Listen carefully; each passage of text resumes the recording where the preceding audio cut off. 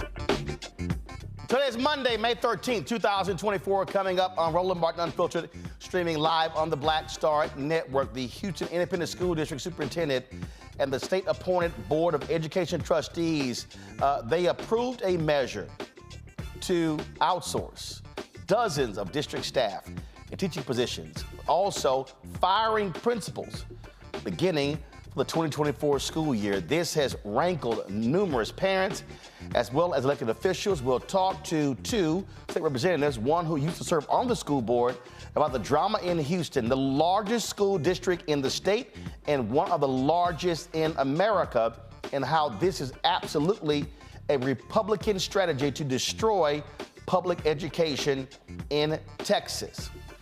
As the second anniversary of when a self-described white supremacist killed 10 black people in Buffalo, New York approaches, most recent FBI data shows that hate crimes are on the rise.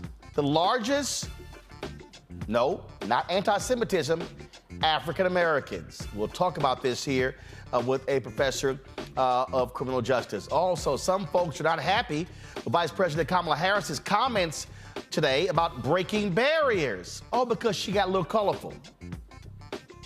I was good with it. It's been 5 years since 6 Louisiana state troopers viciously beat Ronald Green to death.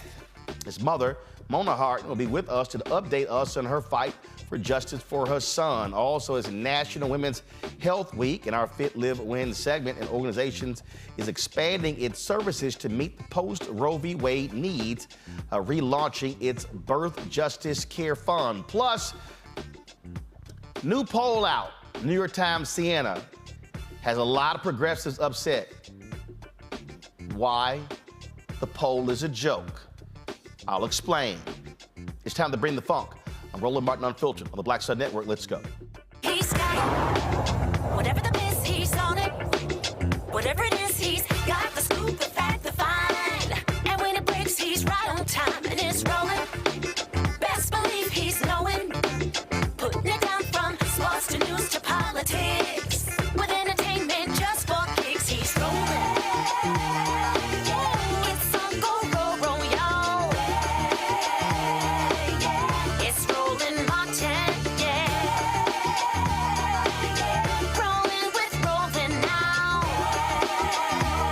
He's funk, he's fresh, he's real, the best, you know he's Roland Martin now.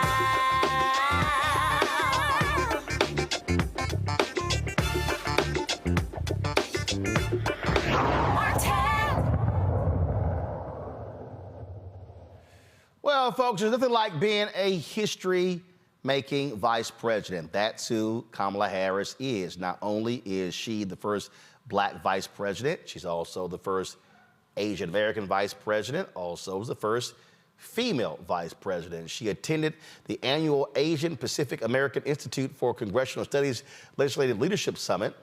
During a forum moderated, Harris discussed what it means to break barriers and how it's not always a hurtless process. Breaking barriers does not mean you start on one side of the barrier and you end up on the other side. There's breaking involved. And when you break things, you get cut.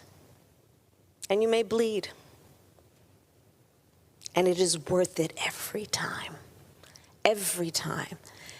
And so too, especially the young people here, I say to you, when you walk in those rooms, being the only one that looks like you, the only one with your background, you walk in those rooms, chin up, shoulders back.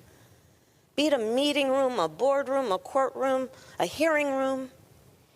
You walk in those rooms knowing that we are all in that room with you, applauding you on, and expecting certain things from you, including that you will not be silent in those rooms.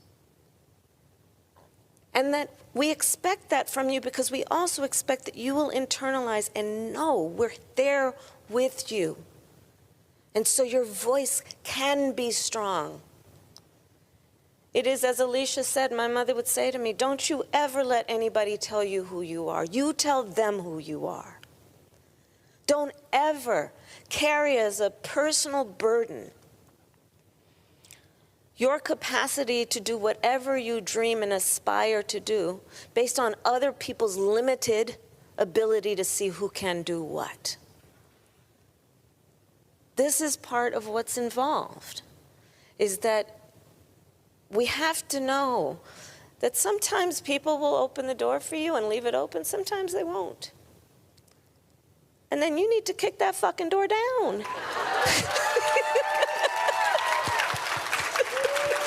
Excuse my language.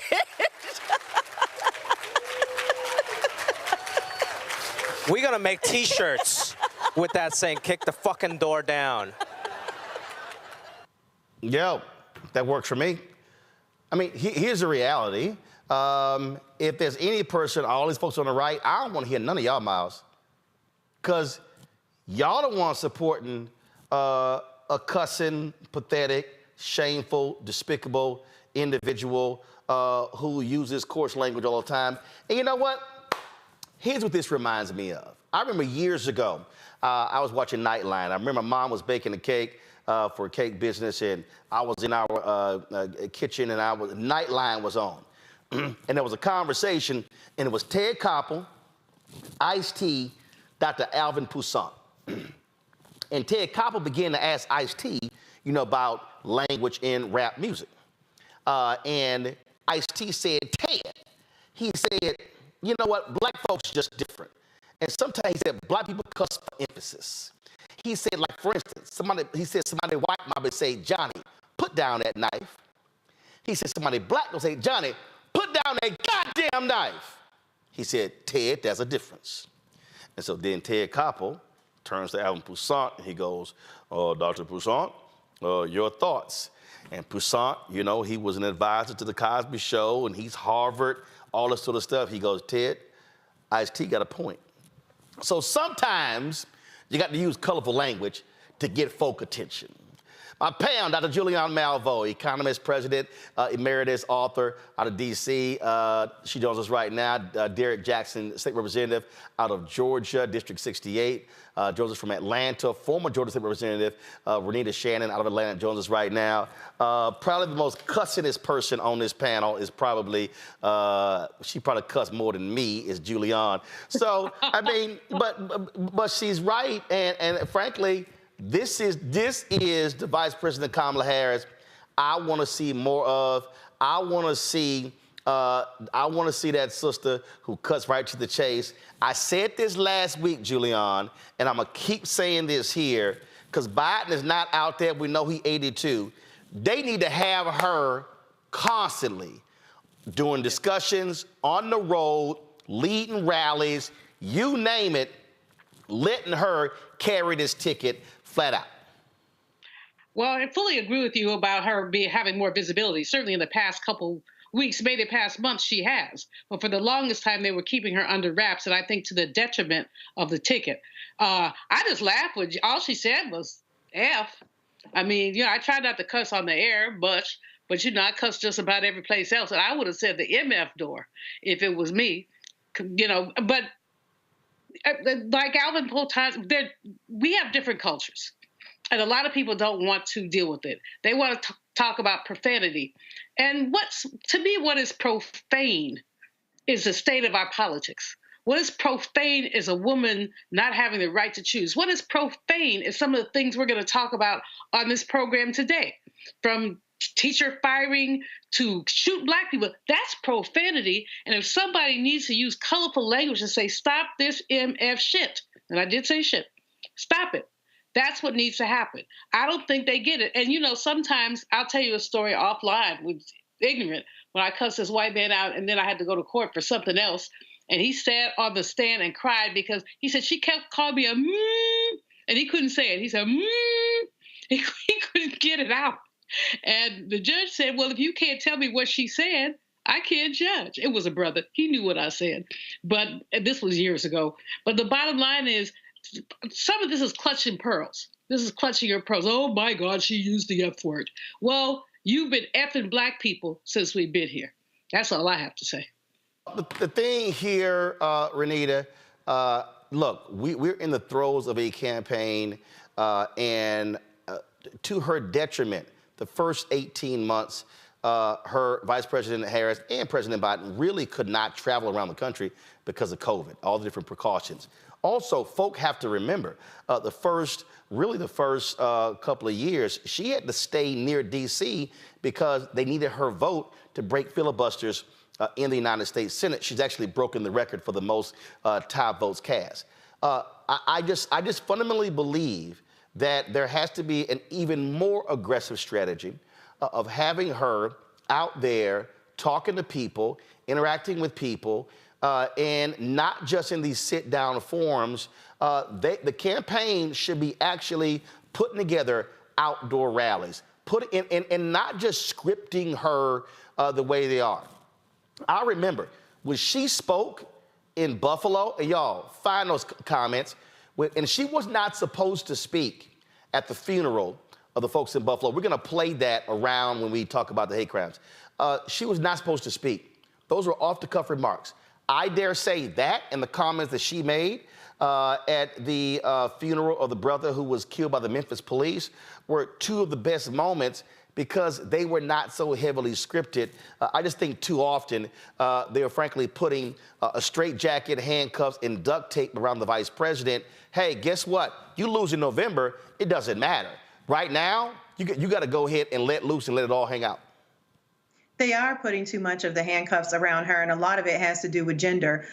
Similar to what Dr. Malveaux was saying, there is a double standard where when a man, cusses, whether he's elected or in the case of the former president, Trump, how he practically campaigned on being able to sexually assault women and figure out a way to get away with it.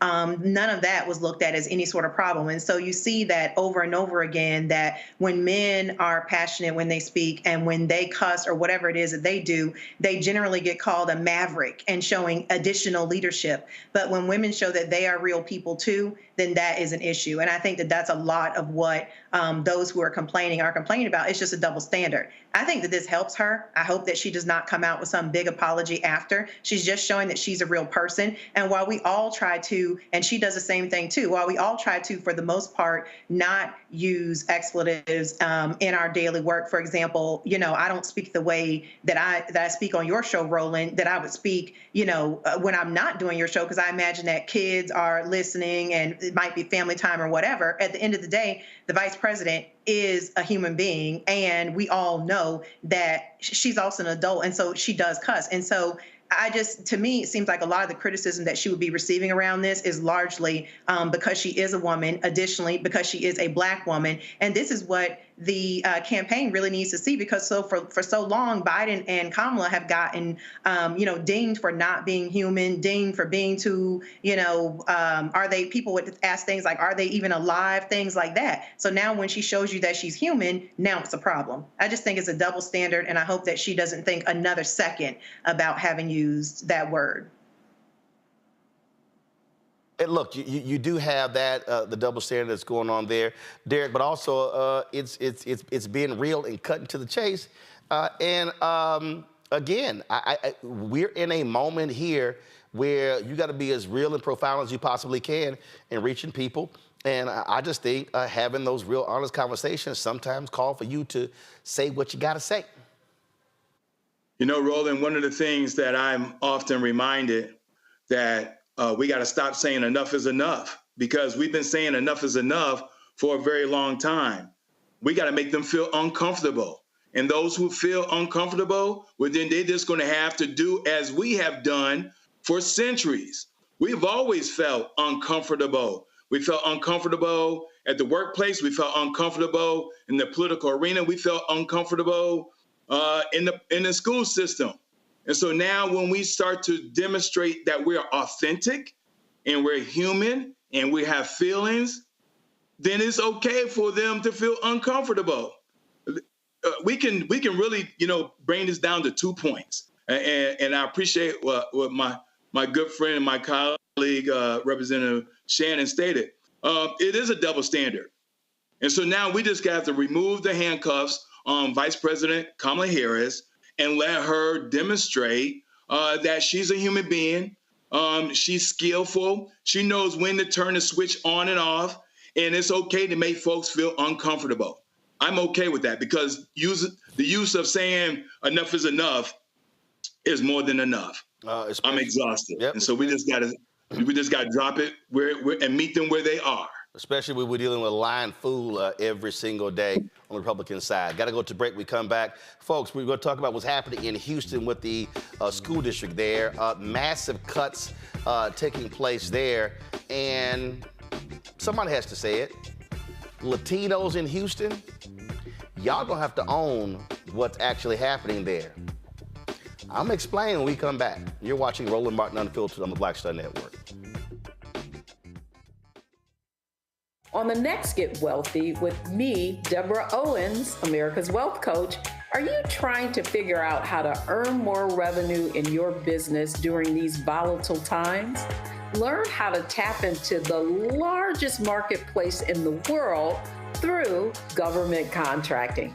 Our next guest, Akia Hardnett, will be sharing how you can get wealthy through government contracting. We got a young lady, government assistance to government contracts. She literally was on government assistance when she came to us, and in less than a year, she has been winning multiple government contracts, and it has changed the trajectory of her family. That's right here, only on Black Star Network. Me, Sherry Shepard, with Sammy Roman. I'm Dr. Robin B., pharmacist and fitness coach, and you're watching Roland Martin Unfiltered.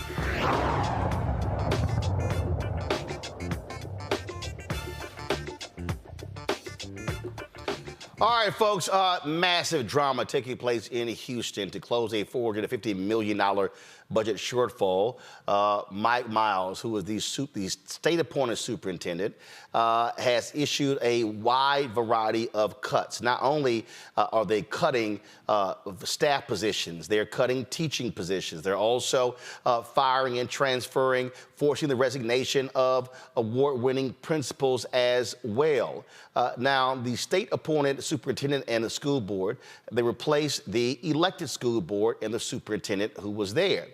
So they had this board of managers. And so they unanimously approved a measure allowing the district to cut dozens of staff and teaching positions. They also are getting rid of janitors and telling them they can actually reapply, but without benefits, sick days, and things along those lines. They're calling this a reduction in force that will take place before the 2024-2025 school year. Now, this has caused massive anger in Houston. Today, principals at several schools, parents at several schools were protesting as a result of these various cuts. Joining us right now is the Texas State Representative Jarvis Johnson. Also joining us is State Representative Jolanda Jones, a former school board member in Houston. Glad to have both of you here. I'm going to start with you first, Representative Johnson, because when I look at the protests, I saw the stories over the weekend. You had individuals who were the teachers of the year at middle school, high school. Miles goes and is forcing them to resign, and then they tried to cite these test scores. Well, then it came back, no, that's not really why they're getting released. We've seen massive numbers of teachers leaving the district. Now you got teacher shortage. You got principal shortage. What in the hell is going on? This feels like a complete decimation of the largest school district in Texas and one of the largest in the country. Well, you know exactly what this is. This is a Greg Abbott play for his voucher scheme to try to get vouchers in place to destroy public education, only to come back to say, well, see, this is what's wrong with education. Now you need to have these vouchers in place. He is completely destroying HISD, which was a democratically led, voted on board to then put in this appointed board of nothing but mostly Republicans. And so this is all by design to destroy education system that is made up of primarily Black and Hispanic students, just to simply destroy education. When you destroy the system by which teachers teach, you destroy the environment by which children can learn. If that's a hostile environment, then you don't expect children to learn. And then he's using matrix and he's using a scorecard that was antiquated or is the new system for the next couple of years and saying, oh, they would have scored poorly if this was in place. But HISD was a B+ rated school district, and they came in and completely destroyed the education system as a ploy. And this is nothing more than Greg Abbott, because we've already defeated his voucher scam. And so we're going to continue to defeat his voucher scam, but he's going to continue to try to destroy education systems all across this state. This is just HISD the first. It's going to be other school districts that are democratically led the next time. Jolanda, this is video here of a protest today. So let's be clear. These ain't just black parents who are ticked off. They done ticked off white parents, Latino parents. They're showing up at elementary schools, middle schools. These folks are not happy with these award-winning principals who literally are being forced to resign by Mike Miles, the superintendent. Mike Miles is trying to do that at your alma mater, Roland Yates. But we can talk about that if you'd like to. So wait a minute, he's trying to force it. Wait a minute, he's trying to force out the new principal? Yeah, the one he put in. So because he got rid of the one before, Tiffany Guillory, who you know. He forced her out, so she was forced to retire. And then he put in somebody else who was a graduate of Yates as well, with a very prominent Yates family, Tiffany Square. And now he was talking about getting rid of her. She was on that list too. And he's done it. The problem is when he's been firing the black and brown principals at the black and brown schools, nobody was paying attention. Then he screwed around and started messing with HSPVA and Meyerland and schools that are predominantly white. And now when their parents protest, they're upset because poor parents, black parents, brown parents have already been protesting. No one paid attention to it. And I will also say that Mike Miles is not certified as a superintendent. When we hired a superintendent, they had to be certified. And this rubber stamp board, there I call them the kangaroo court, his co-conspirators actually voted for there not to be certified teachers. And now they've gone and they fired not only janitors, they fired the people that maintain the buses. So we're going to have a bunch of raggedy buses crashing and our kids are going to be going to school in filth. And they're union busting. They fired almost 1,200 people on Friday after business hours. They told us that the janitors and the support staff, come in, you have to come in, even on some people's off days, and said, oh, by the way, you being fired, but you can reapply, you can accrue vacation, and you don't get health benefits, and you're working hourly. And so that's what's going on. And I'm a former HISD trustee. Jarvis, so it is craziness. It is craziness. And I actually put out a statement on Friday night or Saturday morning related to this. The problem, and Mike Miles is also trying to do a bond while we're at it, Roland. He's going to put a bond on the November ballot because he wants to have more of a piggy bank. So the things that he's doing are unprecedented. HISD is the 7th largest school district in the United States. It's the largest school district in Texas, and it is the largest single city school district. So the other school districts in the country that are bigger than HISD are like counties, LA County, like that. So he's trying to destroy it because, as Representative Johnson said, we defeated his voucher scam. So he's trying to destroy HISD, and as HISD goes, the rest of the state will follow. Jarvis, go ahead. He did all of this firing towards the end of the school year, and he did it during Teacher Appreciation Week. Literally, he fired all of these teachers and principals during Teacher Appreciation Week. What kind of sick individual does that? And how demoralizing can that be? When we're supposed to be celebrating teachers, we already know they're woefully underpaid. We had an opportunity with the $34 billion in surplus that we had in the state of Texas that we could have given teachers pay raise, but the governor and the Republicans refused to do so. And then on top of that, you go put this Mike Miles cat in place, and then he turns around and destroys the entire the excitement that teachers have every single day. And you go to them and say, you're fired during Teacher Appreciation Week. I mean, and let me tell you something. How sick is that? I'll say this, Roland. He tried to fire principals before, but he got really bad backlash because, again, he had targeted some principals. And he said, oh, I'm not going to do that like right now. So he waits until the very end. He's implemented this new system called NES, which is shown to be a failure. And he actually was in Dallas ISD. They ran him away from Dallas ISD. And Greg Abbott and his cronies actually brought him in to do the same thing, because when you're a superintendent that is chosen by an elected board, then you have to be there, right? They can't get rid of you because the elected board can only get rid of you. When TEA appoints board members, who most of whom are Republican, in fact, if they're not Republican, they show acting like they're Republican, and they're signing off to everything that Mike Miles does. Mike Miles actually spent almost $500,000 on a production where he got to act and talk about how great he was. And he said he was going to do a sequel to it. So that's $500,000 that's just thrown down for some play where he got to act. So he is literally treating HISD like a playground and not an educational place. Kids don't have libraries. He's using libraries as detention facilities for the kids. It's terrible.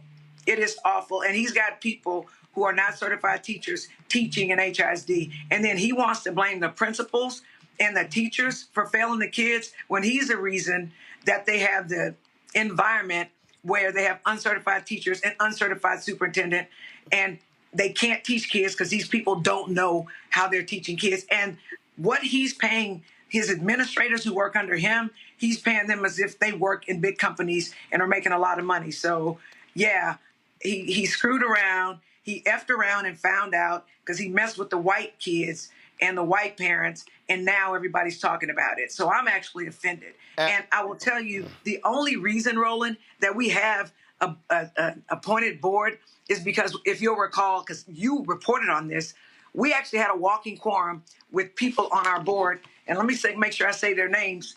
Sergio Lira, Elizabeth Santos, Deanna Davila, Holly Villaseca, and Ann Sung, who had that walking quorum where they went and they were firing all the black administrators in HISD. TEA found that they were having a walking quorum, which violated open meetings, and that is one of the reasons why TEA was able to take over HISD. Right. And I was about to say that because, first of all, for people who don't understand what's happening in Texas, Texas Education Agency, they have control of the district.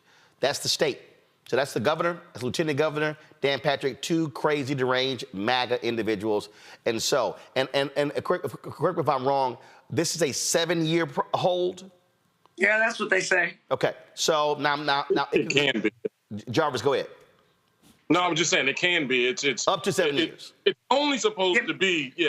Because the minimum is 2, but they're going to push this out as far as they can. Right. Simply, as long as they don't have their voucher scheme in place, they're going to continue to try to destroy education as long as they can. Right. So for the folks, so how do you even get to this? Well, folks need to understand what happened in Houston is this here.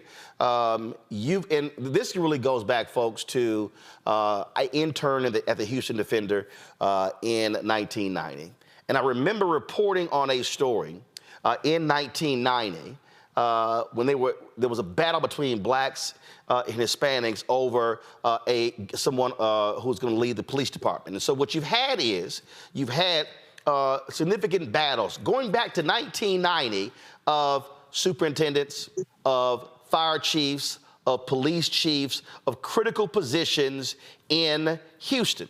And so what you've had African Americans and Latinos battling in terms of power. The same thing happened in Dallas. And so folk need to understand the setup. So what happened in Houston is what you just heard Jolanda talk about, the quorum. You heard Jolanda talking about this working quorum. And so you had Latinos on the Houston School Board who were trying to consolidate power. And so you had an effort where they literally were trying to get rid of the black superintendent to bring back the former Hispanic superintendent who quit.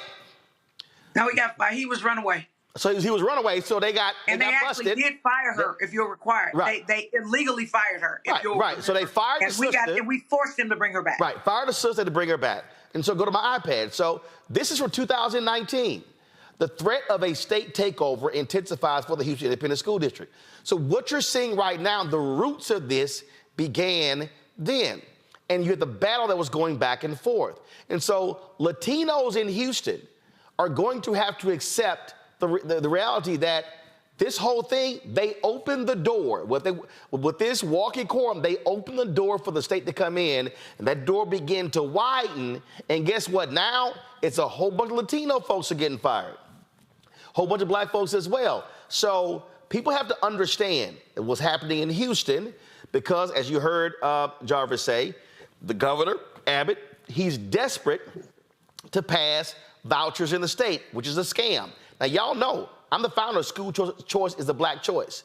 But this plan here is a scam just like the one in Tennessee. The one in Tennessee just got defeated, but they're going to come back.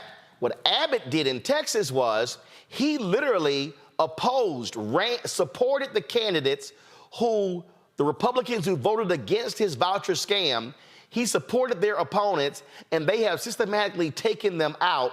Now you have a runoff in the Dallas area where you have crazy Katrina Pearson, the shoplifting Trump supporter, who's running for state rep. I know Jarvis, but I'm just saying what it is, Jarvis. You ain't got to sit here. Jarvis like, oh, Lord, did he go there? No. I damn sure did. The shoplifting Katrina Pearson, who's a Trump mouthpiece, she's now in a runoff against one of those Republicans.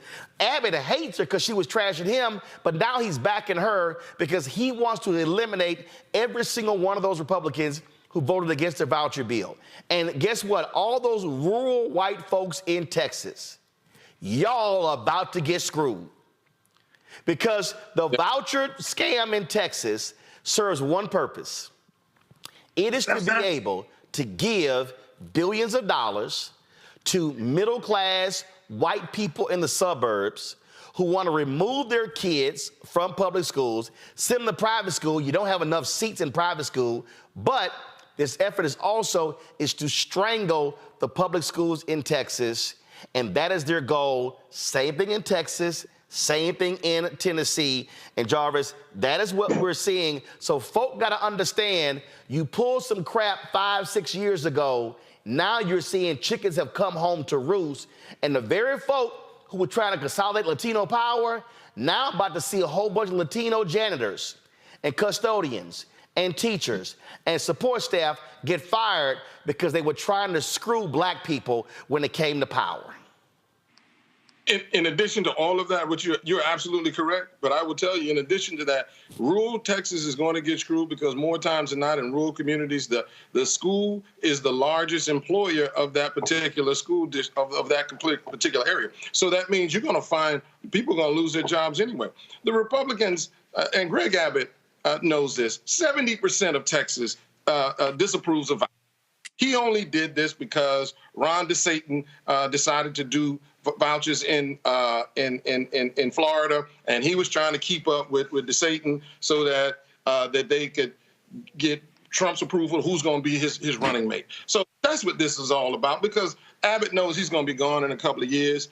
He's not going to be the governor, but at the end of the day, he's just trying to use this platform to rally his base, to make them think that he's doing good by their kids, when in fact, this civil war that the Republicans got going on, it will destroy them.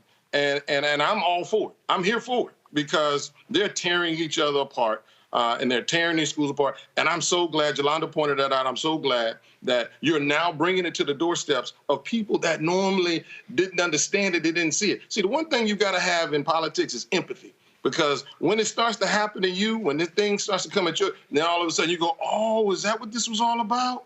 Oh, my God. And so it's kind of funny to see, you know, upper middle class and affluent white people outside chanting, hell no, we won't go. Hell no, we won't go. And I'm like, wow, that reminds me of something. And it all comes back. And so sometimes it's good when these type of things happen, because it falls at people's doorsteps that they now have to reckon with the problems that they created to then try to be the solution maker when they're actually just destroying. Jolanda, final comment. Go ahead. I'll say this, Roland. So yeah, he screwed around and he messed with the white schools and the white children. But the bottom line is this. I'd like to see the white parents rally when he's closing our schools and firing our principals, right? Because we hadn't seen that, although we are supporting them because we understand a rising tide lifts all boats. But I'll also say that Abbott wants for the vouchers to give $10,000 per kid to basically it's subsidizing rich people and middle-class white folks kids to go to school because they're going to these private schools where the tuition is $27,000, $30,000, $40,000 a year. So you give them $10,000, they're only paying $15,000 or whatever. And what black folks and poor folks don't always understand is private school costs more than $10,000. And when you get if vouchers pass, that doesn't pay for your transportation. It doesn't pay for your food. You're not getting the federal dollars. So the people that are going to be stuck is the parents who think they can literally have enough money with these vouchers and go to another school. And insofar as rural areas, it's going to kill them because generally there are not a lot of schools, right? So maybe in an urban city like Houston or Dallas, there may be a bunch of schools or some charter schools or whatever around where I can catch a bus or something and get there. These places in rural areas are 30 and 40 minutes away.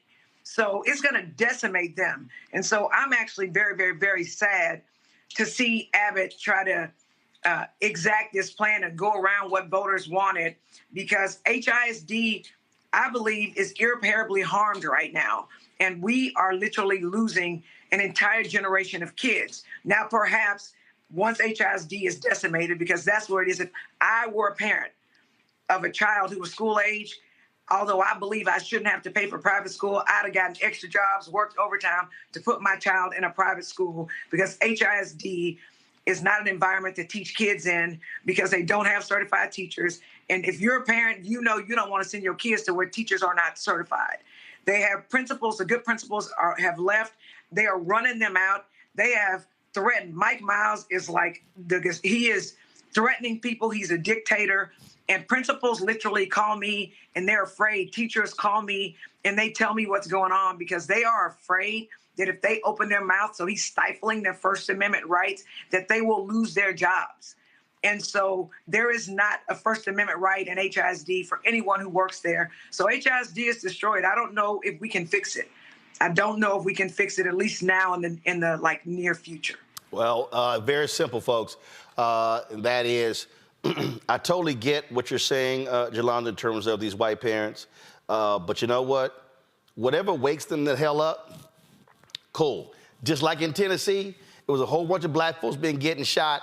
But when them white kids got shot in that school shooting, and then all of a sudden they started coming to the state capitol, that's what woke them up. And so maybe they will now stop fighting the word woke, and maybe those white folks in Houston will now stay woke to what's going on and realize that what black folks have been saying, and what Latinos have better wake up as well in Houston, because, again, all those shenanigans, trying to change the voting lines and trying to change, who qualifies for the ballot, how to apportion district lines by trying to use total population versus registered voters, they need to understand what's going on. So all the games they were playing, they realize what's happening here and how they're getting screwed as well. So it makes a hell of a lot more sense for Latinos in Houston to align with black folks and for concerned white folks to realize that Republicans, they want to completely destroy not just the city of Houston, but Harris County, because they hate the fact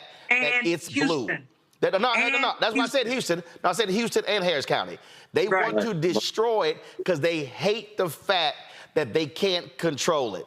That's what's going on. So we'll keep watching what happens there. I'm supposed to be at Yates High School on May 24th to present. I'm gonna come there to present my scholarship. They're not following the rules anyway because I was supposed to be kept apprised of this whole process of who was actually applying. So I'm gonna deal with them when it comes to that because. Well, but the principal is really worried, Roland, about being fired from Yates. So she, for real, the parents are talking to me. The kids are talking to me. He identified her as one of the principals he was trying to get away with, that he's trying to get rid of. So she got things and she is doing a really good job, right? But And we got problems in Houston, too. We're firing all the black department directors. I mean, that's what he's doing. So black people are under attack in Houston. And what's the only thing that's going to make the white progressives and the Hispanics come aboard with us, I think, is for them to lose and them to see how valuably important we are as a part of the coalition. Because without black folks, y'all gonna lose. I'm glad you made that point, because I'm texting Mike Miles right now with regards to that. So that's gonna happen. We'll see if he calls me back like he did when he got the job. So I made it clear he needed to have a conversation with me. Well, while you at it, ask him why he won't meet me, because I've demanded meeting with him. Because he wanted to talk to me about a bond. I'm like, no, we're going to talk about you firing all these people and destroying HISD before we talk about a bond. So he's refused to meet. So why don't you talk to him about that? I'm a firm believer as well that when somebody's trying to ask for a bond, bonds can be defeated. And so, exactly. And I'm against it. I got you. I'm against it. All right, then. We're glad to have both of y'all on the show. And Representative Johnson, I'm also glad that you had enough common sense not to come on my show, even though Jolanda is wearing her little purple. I don't know what. But we know I'm an AKA. I know that, but Jarvis had enough sense not to have none of that crap hanging on his wall. But I do want, Representative Johnson, I do want you to see, though, your fellow state representative out of Georgia, how he represents on here as well. And so, Derek, just in case, he don't know, this is how we roll, Jarvis, on Roland Martin Unfiltered. Of course, where alphas reign supreme. Yo, D9, y'all, we gonna be there. We good right now. We got to band together to go win this war we having right now against everybody who's coming against us. But it's hard to be black. It's your show, Roland. I'll let you have it, baby. But we good. Y'all don't let alphas have nothing. We take. All right, I appreciate y'all. Thanks a lot. Going to a break. We're going to come back. We're going to talk about this with our panel. This war on public education is happening all across the country, especially the South. You're watching Roland Martin Unfiltered on the Black Star Network. Support us in what we do. Please join our Brina Funk fan club. Your dollars make it possible for us to do what we do. So your checking money orders to P.O. Box 57196, Washington, D.C. 2003 7-0196. Cash App, $RM Unfiltered. PayPal, R Martin Unfiltered. Venmo is RM Unfiltered. Zelle, Roland at RolandSMartin.com. Roland at RolandMartinUnfiltered.com. We'll be right back.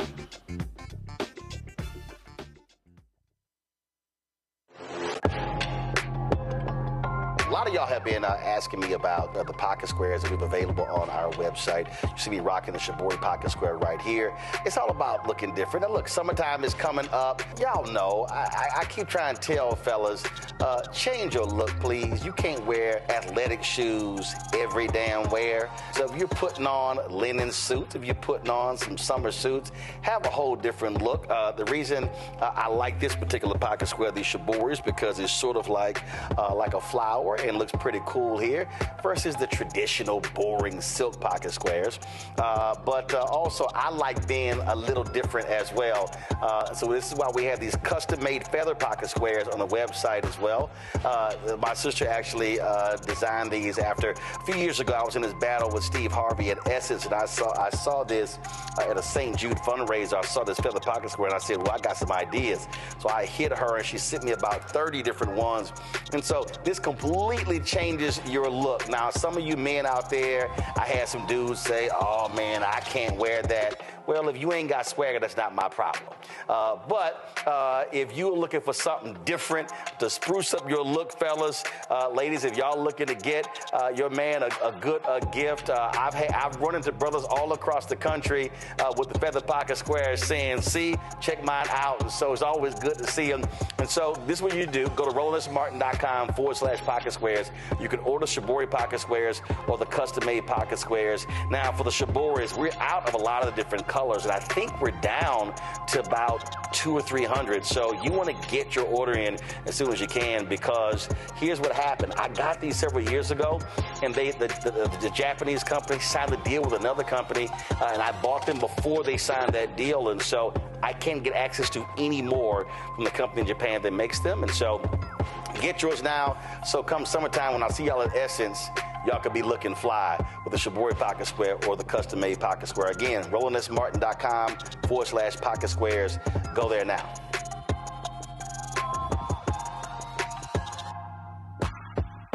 Hey, it's John Murray, the executive producer of the new Sherry Shepherd Talk Show. You're watching Roland Martin Unfiltered.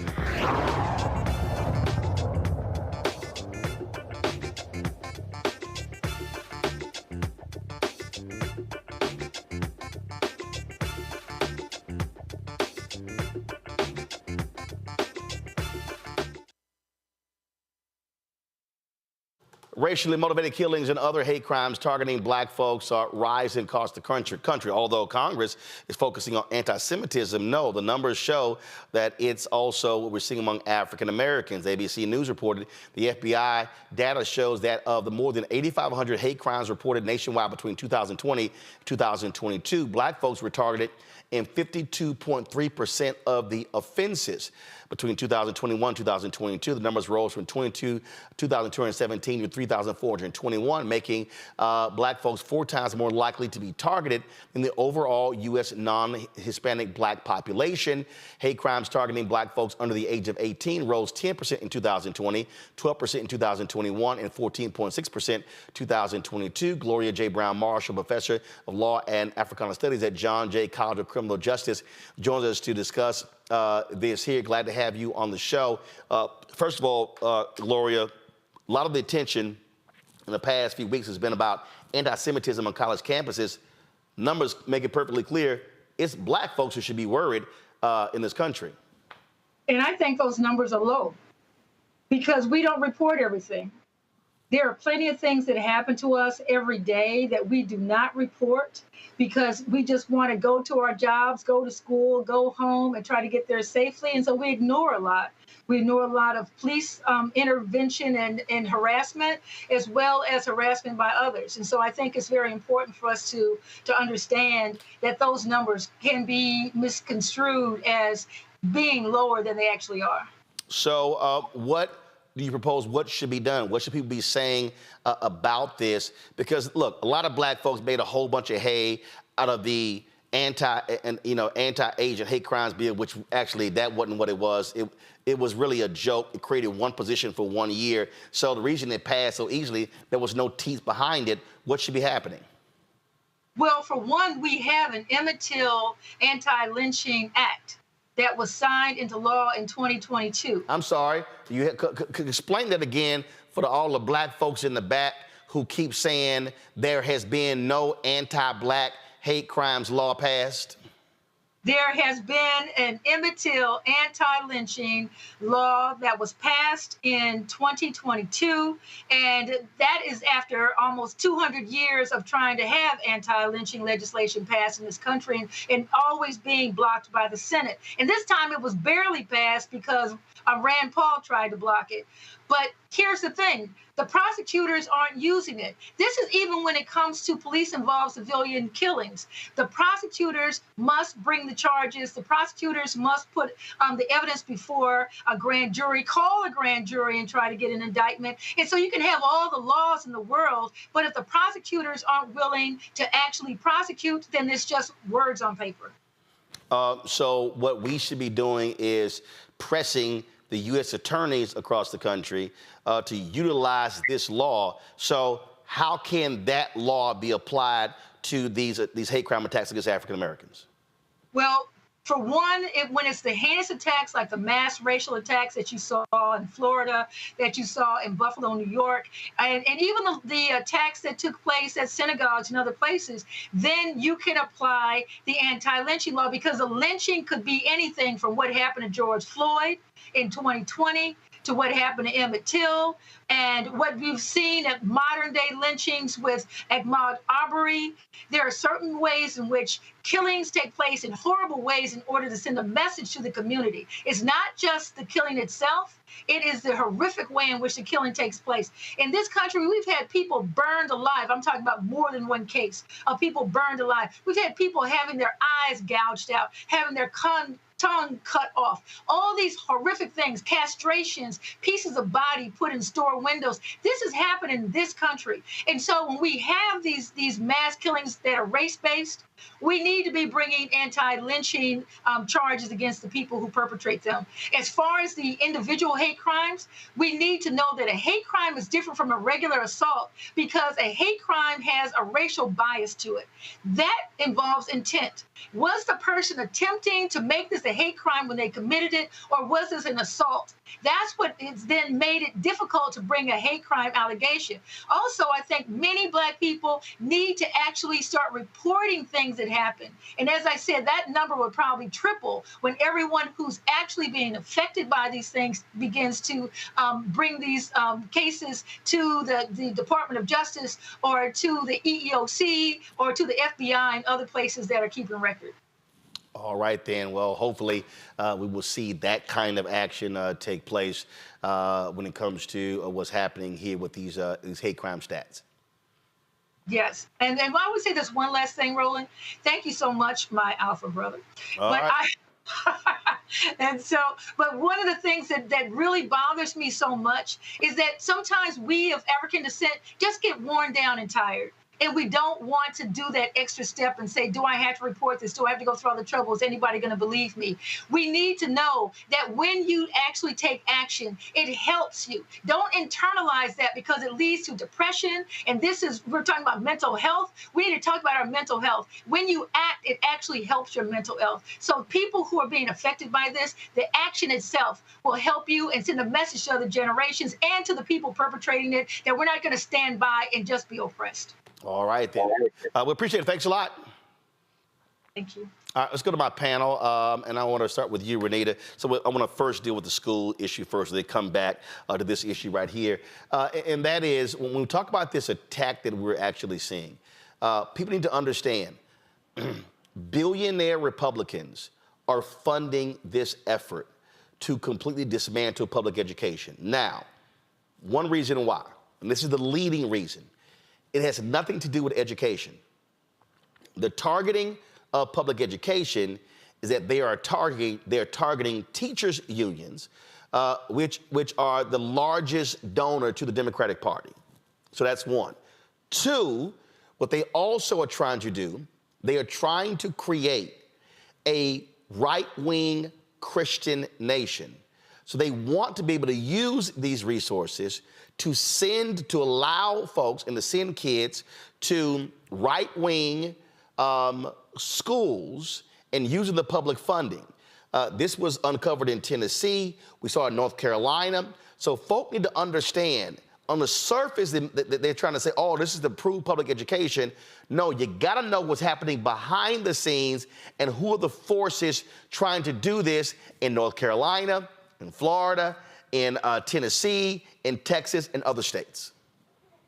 Right. And to your point, you know, Republicans are not creative in the way that they sort of move these strategies. They get these bills and they run them across the country. And so you mentioned that this happened in Texas, this happened in Florida, Tennessee. It also happened in Georgia, which I'm sure Representative Jackson will talk about this year, where they passed another voucher bill. But I remember my first year serving in the Georgia House of Representatives, the Republican who sat next to me said to me that he fully believed that public education should not even exist, that he felt that parents should be in charge of teaching their kids. And I said, well, what about parents who have to go to work? And not everybody can afford to have a parent stay home. That's a luxury nowadays when one income can cover an entire household. And he said, well, I just think that parents should have done whatever they needed to do in order to make sure, set up their family properly to make sure that one person can stay home and teach the kids. So these are people who are willing to go to such extremes to achieve the goal that you are talking about, which is to, if schools are going to exist,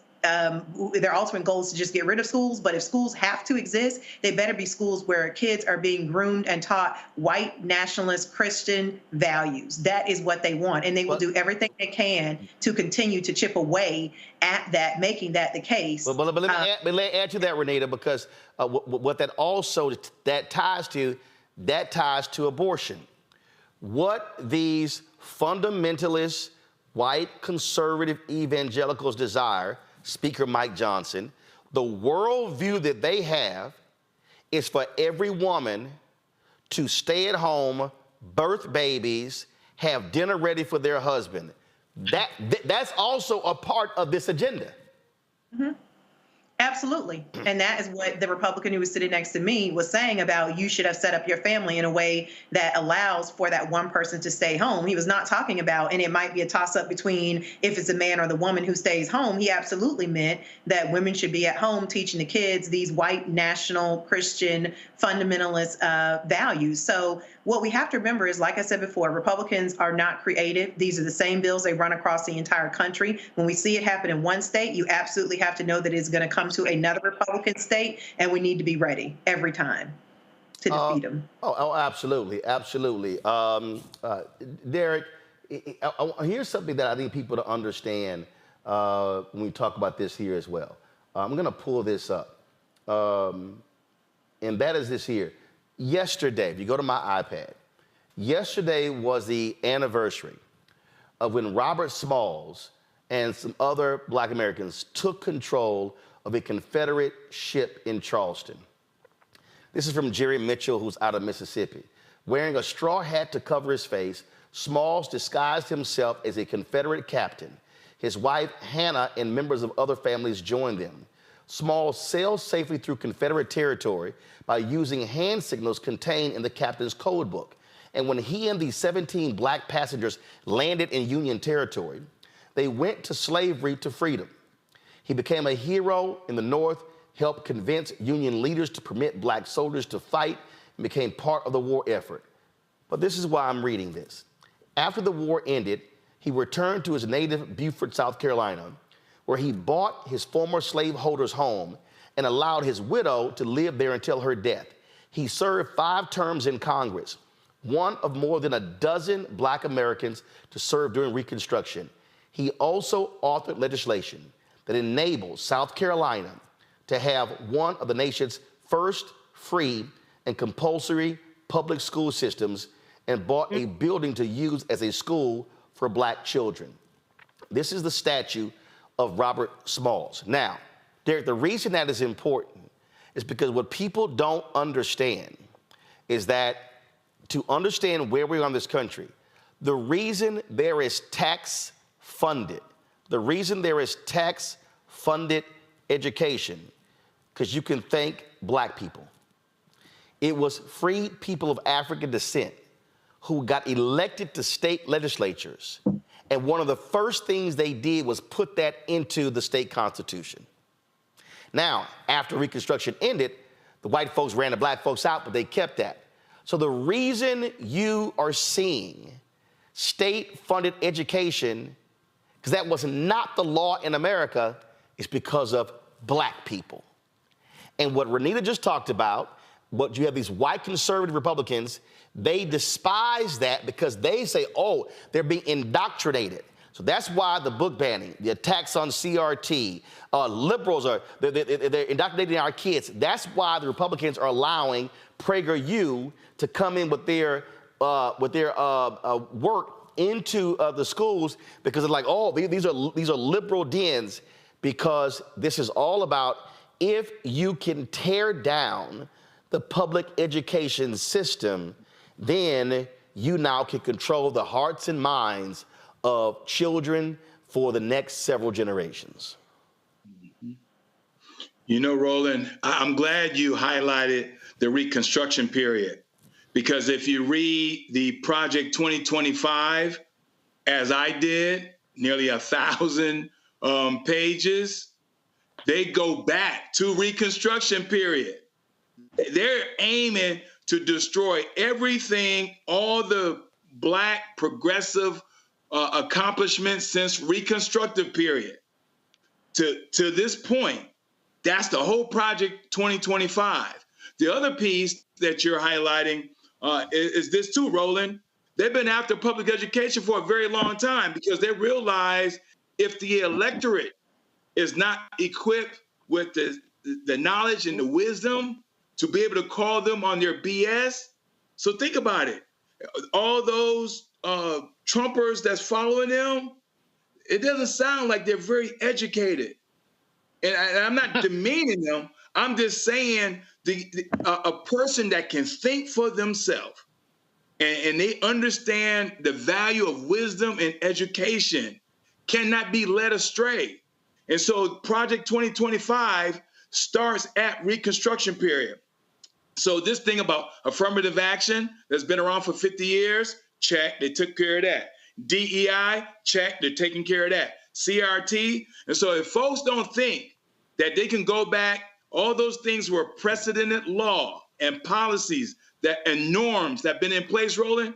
If you don't think they can go back, just ask Arizona, because they went back to 1864. And what happened a year before that? 1863, Emancipation Proclamation. So that's the reason why I tell all my constituents, you better wake up, because you keep asking this rhetorical question, how far back they want to go. Right. Well, they just demonstrated that they can go back to 160 years. Well, in fact, in one of the Supreme Court rulings, that's actually what Justice Sam Alito did. He referenced laws dating back to the 1800s. Julian, again, we're talking about what's happening with education.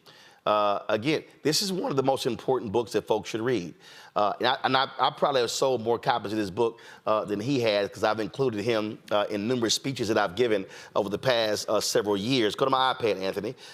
James D. Anderson wrote the book called The Education of Blacks in the South, 1860 to 1935. And he details the battle of African Americans when it comes to education, but also creating this point. And so when we talk about what's happening, I need people to understand what the Republicans are trying to do is literally destroy a system that black people put into place because they understood that white racist slaveholders, they said, wait a minute, if these people want to kill us for learning to read and write, there must be some type of power that comes with that learning to read and write. And so one of the first, in this particular book, he talks about how the white abolitionists came to the South shortly after the Emancipation Proclamation. And the white abolitionists were like, oh, we got to get down there to educate these poor black people. They got there and realized 500 schools had already been created by black folks who could barely read and write. They were like, we wasn't waiting on y'all.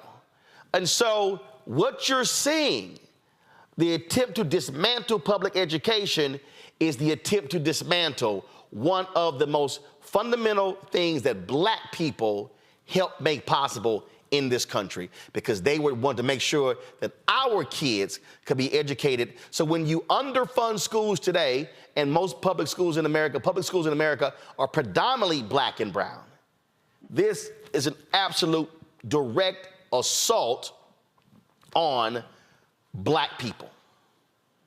Well, there's no question at all, Roland. And when that book is a great book. I've read it a couple of times, actually. There is, when I was inaugurated as president of Bennett, my inaugural speech included these words: to teach a slave to read is to excite dissatisfaction to the detriment of the general population. That was a 1831 law that was passed in North Carolina. It went on to say that if a white person taught a black person to read, they could be fined, what today would be thousands of dollars. But if a black person taught a black person to read, they could be flogged up to 40 times. That's how dangerous our intelligence is. So when people tell the stupid trope, if you want to hide something from a black person, put in a book, that's nothing but a bloody lie. Basically, we have always thirsted for education, and they have always tried very hard to keep it from us. So these attacks on public schools, and if we went school district by school district in terms of those schools that are heavily black, you would find that many of them are now on half days for high school students.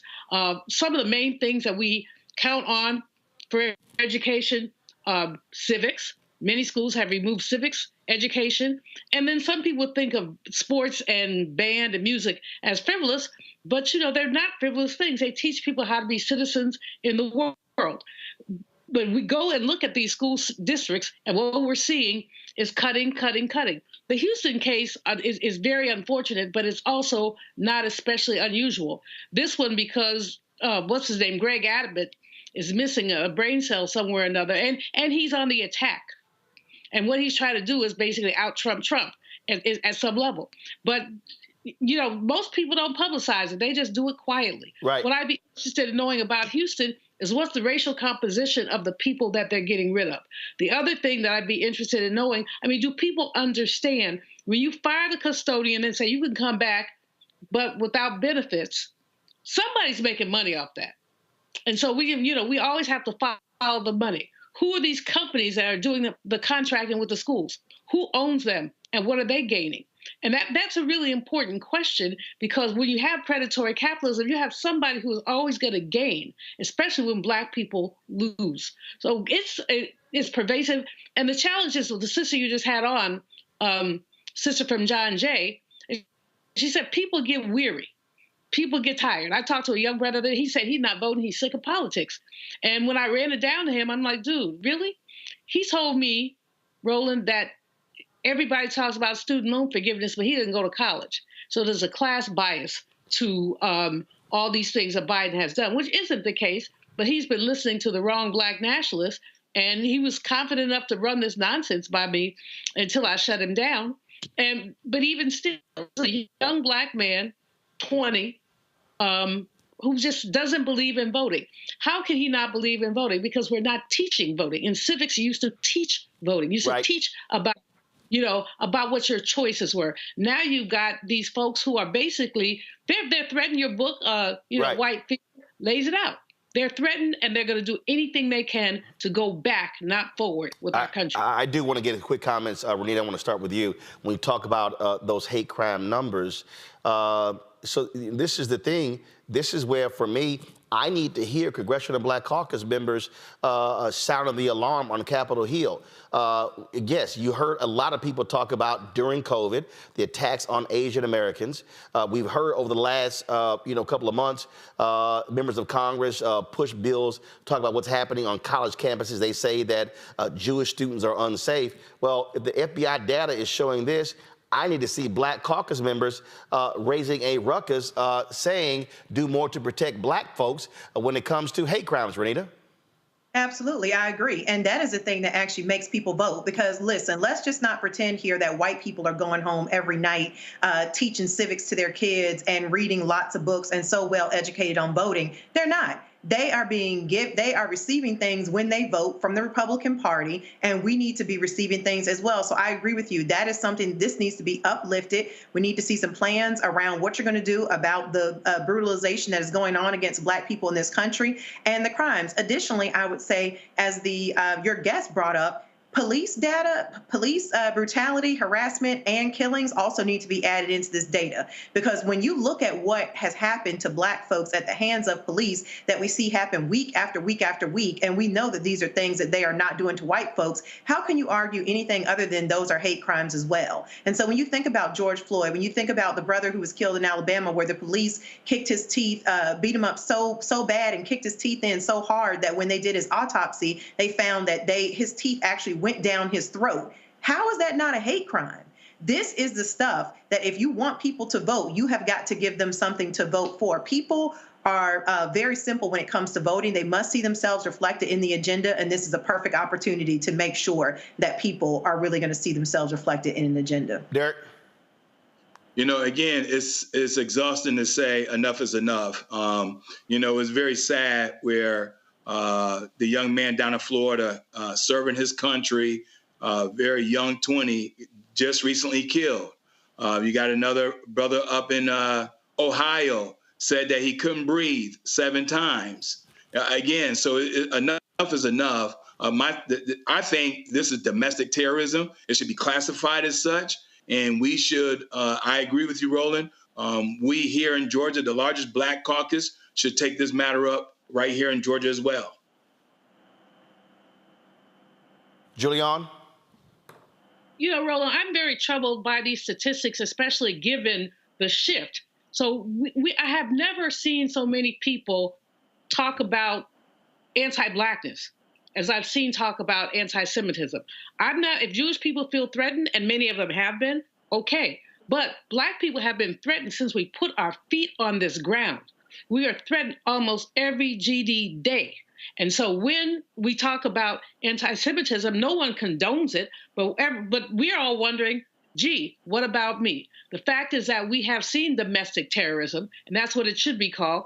In fact, the FBI, what do they call the white supremacist extremists? And we have seen them. And the caucasity it goes back to the days of lynching. And to Dred Scott, Black people have no rights that whites are bound to respect. Yeah, Juliana, the language I use is much simpler. White domestic terrorists. Okay. No, I mean, because here's the deal, though. See, my whole deal is I'm not trying to call them extremists. No, I'm calling them, if they were Muslim, they would be called domestic terrorists. They are white domestic terrorists. All right, I'm going to take your lead on that because you're absolutely right. And we call them stuff, all kind of things, to really speak to the terrorist aspect, and that's what we need to speak to. I'll tell you a funny story. You always have funny stories. Came home one day, these white people standing in my itty bitty yard. You see, I live in the brownstone downtown, and I'm trying to be nice. You know, I'm getting old, so I'm trying to be kinder and gentler. So I said very nicely, "Hi, my name is Julianne Melville. What are you doing in my yard?" Woman tells me, "I'm just looking around." I said, "This is not the museum. You know, this is my private property." Do you know what the woman told me? I told her I was going to call the police. She said, "You have to prove that this is your house." At which point, all that language that you referred to earlier came out, in addition to the fact that, I had a stick, I had my cane, and I said, "I will pulverize you, and it won't take me but 5 minutes." But that's caucasity. You in somebody else's private property. Here's the answer. I'm sorry. We're leaving. That's the answer. Not we haven't done anything, we haven't heard anything, but that we have no rights, they are bound to respect. So we have to fight back. So we absolutely have to fight back. Folks, hold tight 1 second. We come back, we're going to talk about the continued fight for justice in Louisiana in the case of Ronald Green, where these state troopers lied, viciously beat him and killed him. And unfortunately, justice has not been fully served. Also, we'll talk about what continues to happen. Excuse me 1 second. In terms of the battle on these college campuses, we'll continue to see what's happening there. Also, the case out of Florida, that airman who was shot and killed, is still reverberating all across the country. We continue to see that happens as well. Plus, wait till I show y'all this pitiful video of these Black members of Congress. They call themselves America's Starting Five. Do these Black Republicans realize how goofy they sound? But they look even goofier. Wait till I show y'all the video. Yep, I'll be back. Roland Martin Unfiltered on the Black Star Network. Fanbase is pioneering a new era of social media for the creator economy. This next generation social media app with over 600,000 users is raising $17 million, and now is your chance to invest. For details on how to invest, visit startengine.com/fanbase or scan the QR code. Another way we're giving you the freedom to be you without limits. Next on the Black Table with me, Greg Carr. Dr. Gerald Horne, a man regarded by many as the most important historian of our time. He provides us a history lesson I'm betting you've never heard before. Texas enslavers who planned to continue the conflict even after Appomattox, even after the formal surrender of Robert E. Lee. Dr. Horne talks about his new book, The Counter-Revolution of 1836, Texas, Slavery, and Jim Crow, and the Roots of U.S. Fascism. You do not want to miss this conversation. Only on the Black Table, right here on the Black Star Network.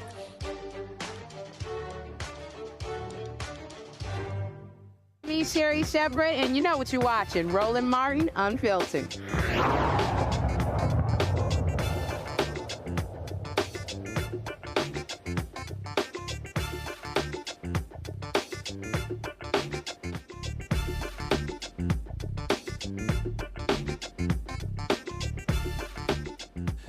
5 years ago, Louisiana state troopers beat motorist Ronald Green to death during a traffic stop. They also lied about what happened. He was handcuffed while 6 white troopers tased, punched, and dragged him Officials told the family he died in a car accident. What really happened to him wasn't revealed until 2021 when the Associated Press released the body cam video of what took place on May 10th, 2019. Yeah, 3 years later, a state grand jury indicted 5 officers on counts ranging from negligent homicide to malfeasance. Charges remain against 2 with the trial scheduled for later this year for senior trooper Corey York for dragging Ronald face down by his ankle shackles. And the federal investigation remains open. His mother, Mona Harton, joins us right now from Orlando. Mona, glad to have you here. And so what's the latest in this quest for justice?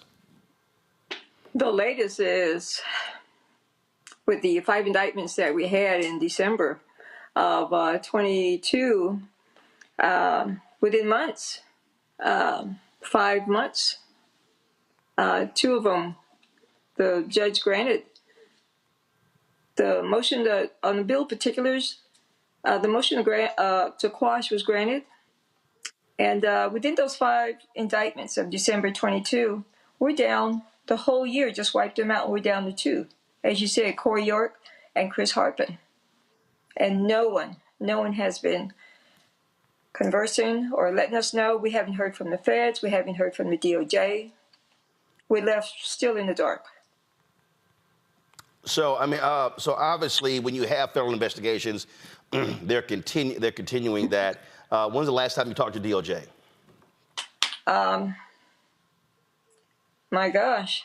The last time they came down here was in July of 2021. We spoke with 2 of the FBI investigators. That was Methvin and Walker. And we had a pretty regular routine emailing back and forth. And all of a sudden it stopped. And no more since. Gotcha. And so when are the trials slated to begin? In September 23rd of this year. That's for Corey York. October is for Chris Hartman. Okay. So trials start in September. And now, were any of those troopers brought back into the force? Oh, my gosh. If you have Dakota DeMoss, okay, the first one that said he beat the ever-loving F out of Ronnie, that's Chris Hollingsworth. He died a year later. They say it was an accident. Some folks say that he did it to himself. And he's out the window. Dakota DeMoss was fired on another incident. It had nothing to do with Ronnie. And we're down to none of them. None of them. No one has been dealt with. Absolutely none. Right now they're on paid leave. What a job, huh? Wow. Yeah. Well, it is certainly, the thing that we continue to see across this country when it involves law enforcement, how the blue wall protects itself. And hopefully these trials will stay the course. And then come September, there actually will be a trial and doesn't get delayed any further. And that's the thing. We were told that it was just Friday that we were there in Farmerville. My family, supporters, we were there. It was a pretty good turnout. My message to all was 5 years of absolutely nothing. 5 years of indictments that were just slowly taken away from us. I even felt that day that those 5 indictments were announced. Everybody was happy.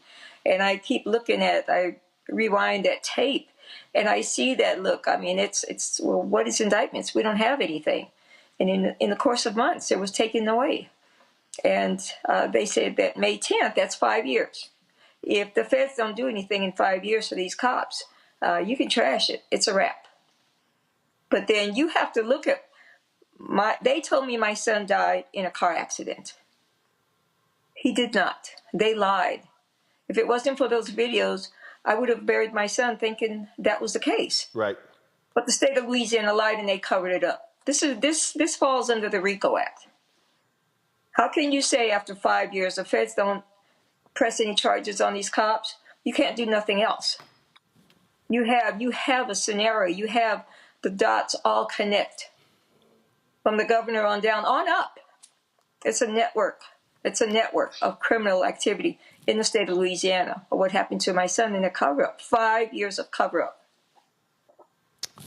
Well, again, we hope that these things stay on the course, that the trial takes place in September. We'll certainly keep watching this. Mona, we appreciate it. Thanks a lot. Thank you, Roland. Folks, going to a break. We come back. University of North Carolina, Chapel Hill. Wait till you find out how they are diverting funds for diversity, equity, inclusion. And the starting five, that's what 5 black Republicans call themselves. Wait till I show y'all this video. You're watching Roland Martin Unfiltered, the Black Star Network. Hatred on the streets, a horrific scene, a white nationalist rally that descended into deadly violence. White people are losing their damn minds. As an angry pro-Trump mob storms the U.S. Capitol, we're about to see the rise of what I call white minority resistance. We have seen white folks in this country who simply cannot tolerate black folks voting. I think what we're seeing is the inevitable result of violent denial. This is part of American history. Every time that people of color have made progress, whether real or symbolic, there has been what Carol Anderson at Emory University calls white rage as a backlash. This is the rise of the Proud Boys and the Boogaloo Boys. America, there's going to be more of this. Here's all the Proud Boys, guys. This country is getting increasingly racist in its behaviors and its attitudes because of the fear of white people. The fear that they're taking our jobs, they're taking our resources, they're taking our women. This is white fear.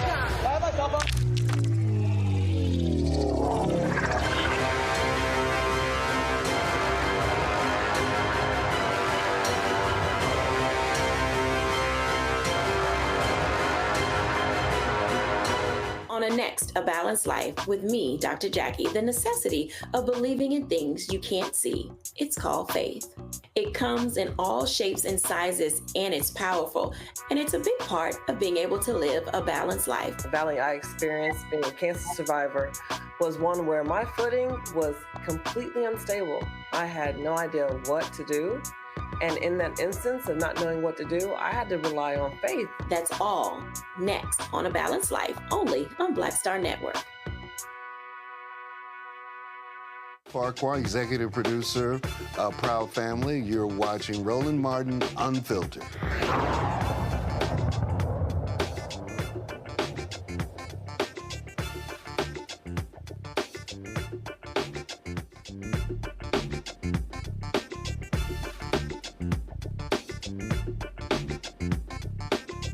Folks, what you're seeing is the Twitter feed from Florida A&M University. What you're not going to see on the Florida A&M University Twitter feed are any videos or photos of the $237 million donation that was announced a couple Saturdays ago by Gregory Jerami, the so-called hemp farmer out of Texas. That's because the decision was quietly made to delete all references from social media of this donation, this $237,750,000 donation. That's because you have had a lot of reporting out there that is showing that this is really a fraud, that it's a joke, that this stock that he gave to the university, that he claims a month ago, this stock is really worthless. No one can identify if he actually has a farm. No one can identify what kind of company that he has. He's claimed to have 7,000 contract workers. He's claimed to have farms in multiple states, and none of that can actually be confirmed. Last week, the Florida A&M Foundation held a meeting where it got real contentious. There were a lot of questions that were asked during that meeting with regards to this donation and what it entails. And again, they have been unable to really answer a lot of those questions. On Wednesday, the Florida A&M Board of Trustees, they are going to have a meeting where this is going to be discussed. Now, on that call with the board, with the foundation, there's one sister who was on it who actually has a strong financial background. She raised some really important questions that I think Florida A&M needs to answer. Listen. I want to first say that I just want to say how excited I think a lot of us were when we saw this first come through. A major donor gift, the institution, to take the institution to a transformational level is amazing. However, I have to say that I came here with an open mind. I'm listening. And as a new member of the board who just started in January, I'm really here to focus on our fiduciary responsibility to be financial stewards and to protect the reputation of the foundation itself. I'm sure there are operational and leadership challenges and concerns that will be addressed by the Board of Trustees next week. So I just want to make sure, folks know that I'm here to really understand the process and the transaction itself, because what is striking to me is what I heard from our OCIO from Disciplina, that they just heard about this for the first time on Sunday evening, as well as what I'm hearing and what my personal experience is that the first time I heard about this was a text message from a friend forwarding me something on Saturday, and the board got no official notice about this until Sunday afternoon. That's very, very problematic with such a major donation. So my concerns are twofold.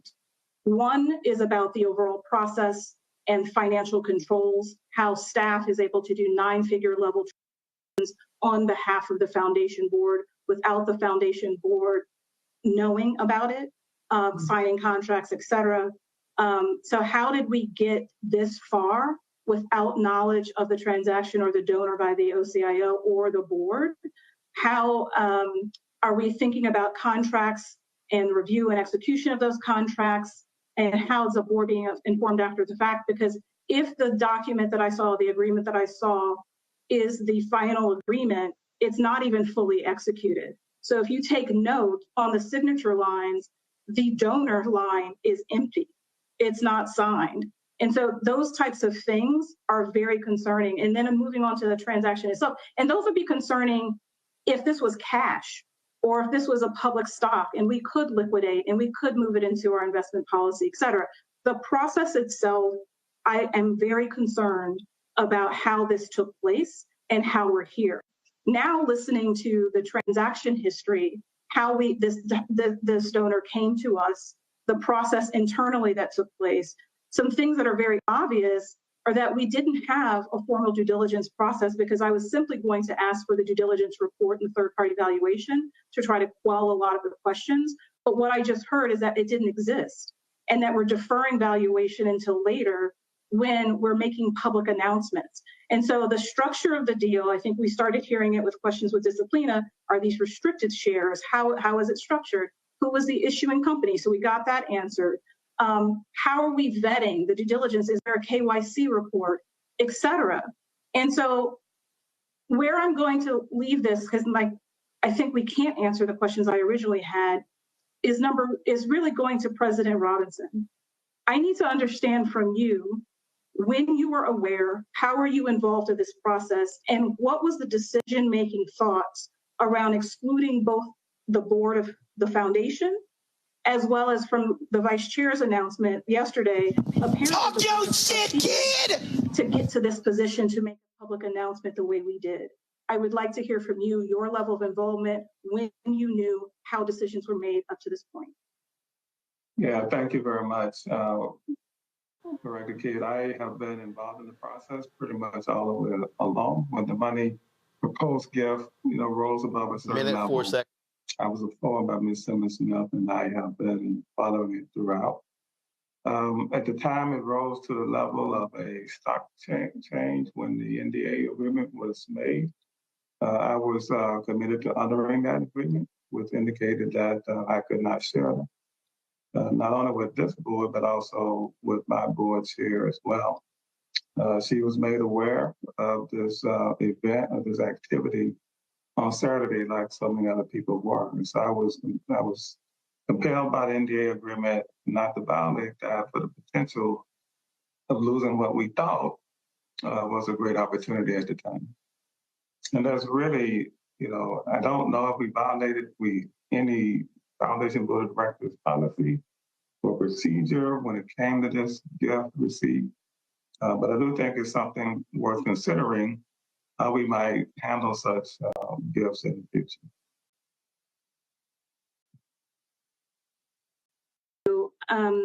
I want to first say that I just want to say how excited I think a lot of us were when we saw. All right, so where shall I begin? The comment that you heard from President Larry Robinson right there was one of the dumbest things I've ever heard in my life. How in the hell can you, the president of a public university, say, well, I signed a non-disclosure agreement and I didn't want to share with anybody because we might lose the money?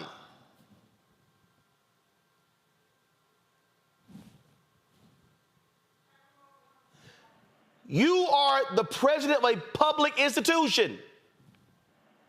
That's one. This is the sister who was jamming him up. Shakisha Kidd. Everything she said was on point. She's like, who was involved in this? And how do you have a document that was not signed by all parties, but your ass put a press release out? You put out this big old story. You let the man give a commencement speech. The folks at ABC News obtained the document. The board chair signed it. They pulled a video that was on their Instagram page of the president signing it. Jerami signed it, but there were two signatures.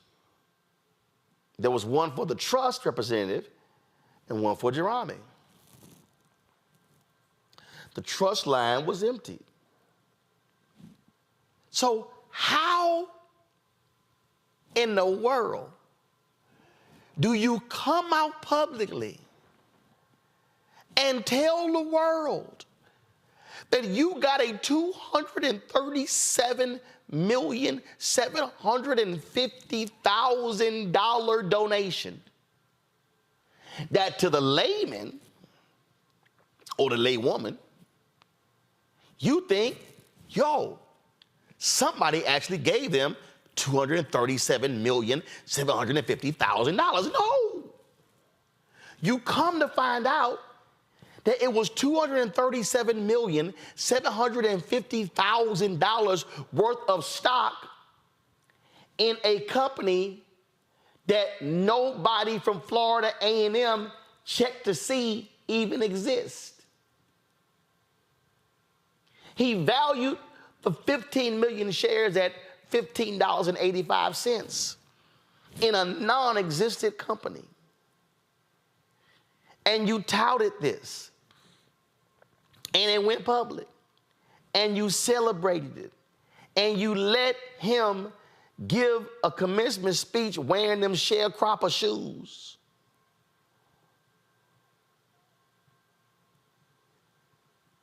And all of a sudden, y'all look like the biggest fools in America.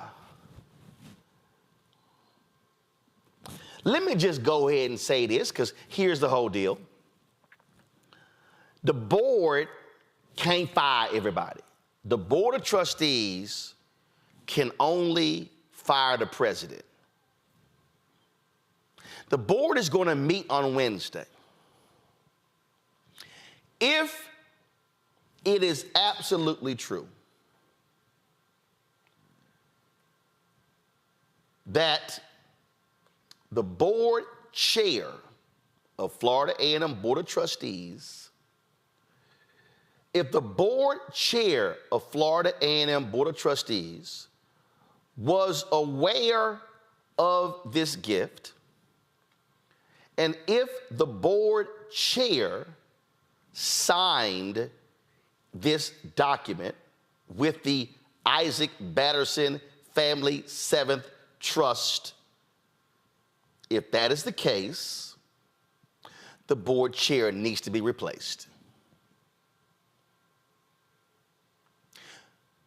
if the board chair is replaced, President Larry Robinson needs to be fired. And after a new president is named, the new president should fire every single Florida A&M individual who was involved over the last 6 months in any meetings and the vetting of this individual.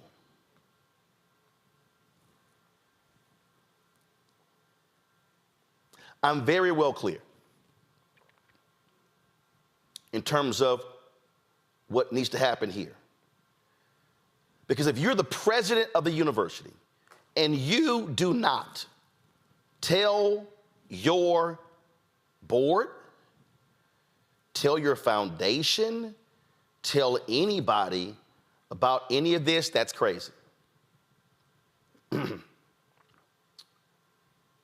ABC affiliate there, this is what they said.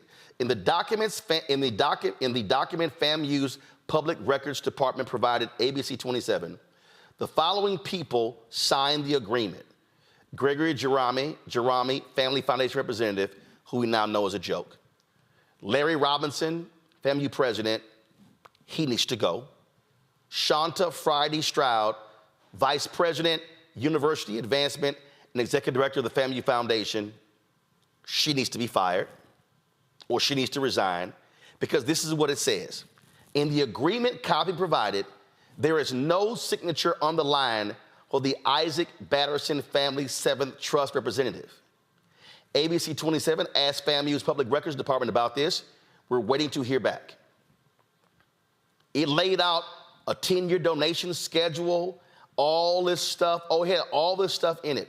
Y'all, all this now, we now know, is an absolute joke. We know that this is grossly illegitimate. It doesn't exist. I don't want anybody to lose their job. But if you're a public employee at a public university, you are a steward of the public. Your credibility and integrity in leadership is based upon credibility and integrity. And if Dr. Larry Robinson, as well as Shanta Friday Stroud, as well as anybody else who was involved in this, none of those people should be in a leadership position at Florida A&M. Because not only is this embarrassing, it also shows they don't even know how to use Google. It shows they can't even do basic research. It shows that they didn't even have the common sense to hire somebody to vet this guy. I read one story where he called the University of Texas because he's supposedly based in Austin. They laughed at him.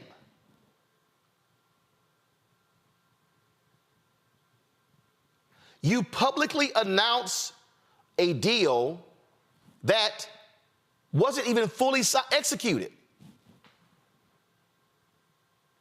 Do y'all understand that when I moved into this studio space, I did not say a word publicly until I had a fully executed document in my hand, signed by me, the leasing agent, and the company we leased it from? I've never bought a vehicle. When we got the Mobile, I didn't tell anybody what we bought until I had the title in my hand. This is basic as hell. So you literally have two cameras from ABC News, because the then president, Kim Godden, is a Florida A&M graduate. You had two network cameras present, and you happily announced a $237 million donation from a crank. How can anybody at Florida A&M, faculty, staff, student, alumni, state officials, trust anybody in leadership with making right decisions if you could not figure out this dude was a complete fraud? And if Wednesday, if the Florida A&M Board of Trustees, when they have their meeting, if the board chair says, I was aware of this through and through, gotta go, gotta go. Gotta go, gotta go. And anybody who was involved in this, they cannot lead. I don't care how great of a person they are. I don't care how nice they might. They can't lead. Because I don't believe anybody in the FAMU Rattler family could have any trust whatsoever, any trust in them.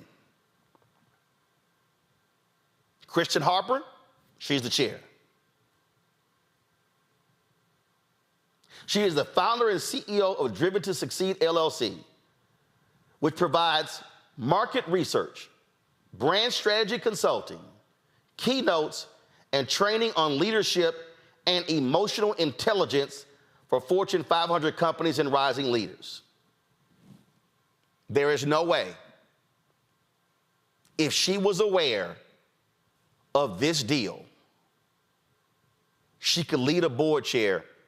Because if you provide emotional intelligence for Fortune 500 companies, there clearly was no real intelligence in vetting this crank, Gregory Jerami.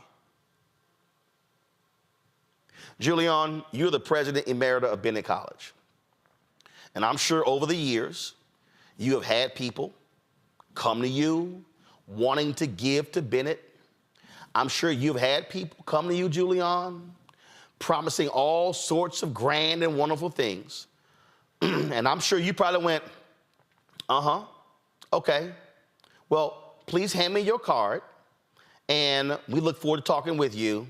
And you went, please Google his crazy ass to see if he real or not. Am I lying? Something like that. I mean, I had actually one of my funny stories. I had a brother approach me. He wanted to give us $230 million, but he claimed it was a couple million. But he also wanted the opportunity to speak at commencement. And he came at me in April. I said, no, dude, that ain't happening. We already have a commencement speaker. Well, if I could just get 5 minutes. No. Hell to the no. In fact, I got in trouble because I wasn't that nice to him. But, and I guess I could have smiled, but it was BS. And then he didn't have what he said he had. But why would I let him speak at my commencement? Speak to my students who are at at a significant milestone. Now, this whole thing, as soon as I heard about it, it reeked. But the worst thing about Roland that breaks my heart is not just that FAMU didn't vet this man, is that they were so eager to get the money that they let good sense go out the window. And this speaks at some level to the desperation in which so many HBCUs exist, needing money desperately. But what FAMU has done, what they've done, it's not harmful to FAMU, it's harmful to HBCUs in general, because it makes them look like a bunch of Mr. Bojangles dancing buffoons. That's what it makes them look like. And others are going to look and say, is this how they do business in HBCU land? So it's really very tragic. And this guy, I mean, I don't know. But President Robinson, I don't know either what he was thinking. I've been in his company. He seems like a nice enough brother, but this is just unacceptable and unreasonable. And his whole development team needs to be gone. Just start over. Listen, Derek. Go to my iPad. She signed this thing. Shanta Friday Stroud is the vice president for university advancement. She's executive director of the FAMU Foundation, and she's also dean of the business school. First of all, let's be real clear. You can't have 3 major jobs at one time. Let's just start there, okay? Yeah. But that's immaterial, Derek. She signed it. There is no way she could do any. I'm sorry. She might be a nice woman. You are the dean of the Florida A&M University School of Business. Considered one of the top or the top business school at an HBCU. You are the vice president for university advancement. You are the executive director of the FAMU Foundation. And you didn't use Google? You didn't say, hold up, a 30-year-old black guy who we ain't never heard of calls us out of the blue to offer he wants to do a donation.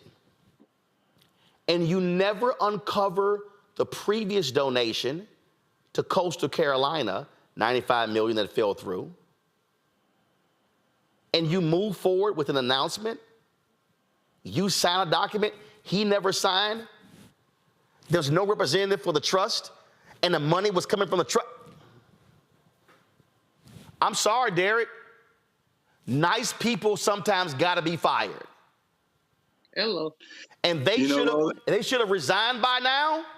Follow your sword and resign. But if they haven't resigned, I'm sorry. They gotta go, Derek. You know, when you have fiduciary responsibility, Roland, there are processes, there are policies, and there are protocols already in place. And any of us who have ever been in a fiduciary responsibility understand that those 3 Ps that I just outlined, you cannot deviate, especially if you are a historically black college, who, to the point that Dr. Malveaux highlighted, now this shadow could be very well cast upon all HBCUs. It doesn't make it right, but this is what happens when a story at this magnitude and this kind of gravity, to the point that you're making, Roland, it impacts us all. It is not fair. I get it. But when you think about this kind of level of money, now it's one thing, Roland, if Jeff Bezos called up Dr. Larry Robinson and say, hey, I'm Jeff Bezos. We all know. But hold up. If Jeff Bezos calls you on the phone, say, dog, FaceTime me so I can know it's your ass.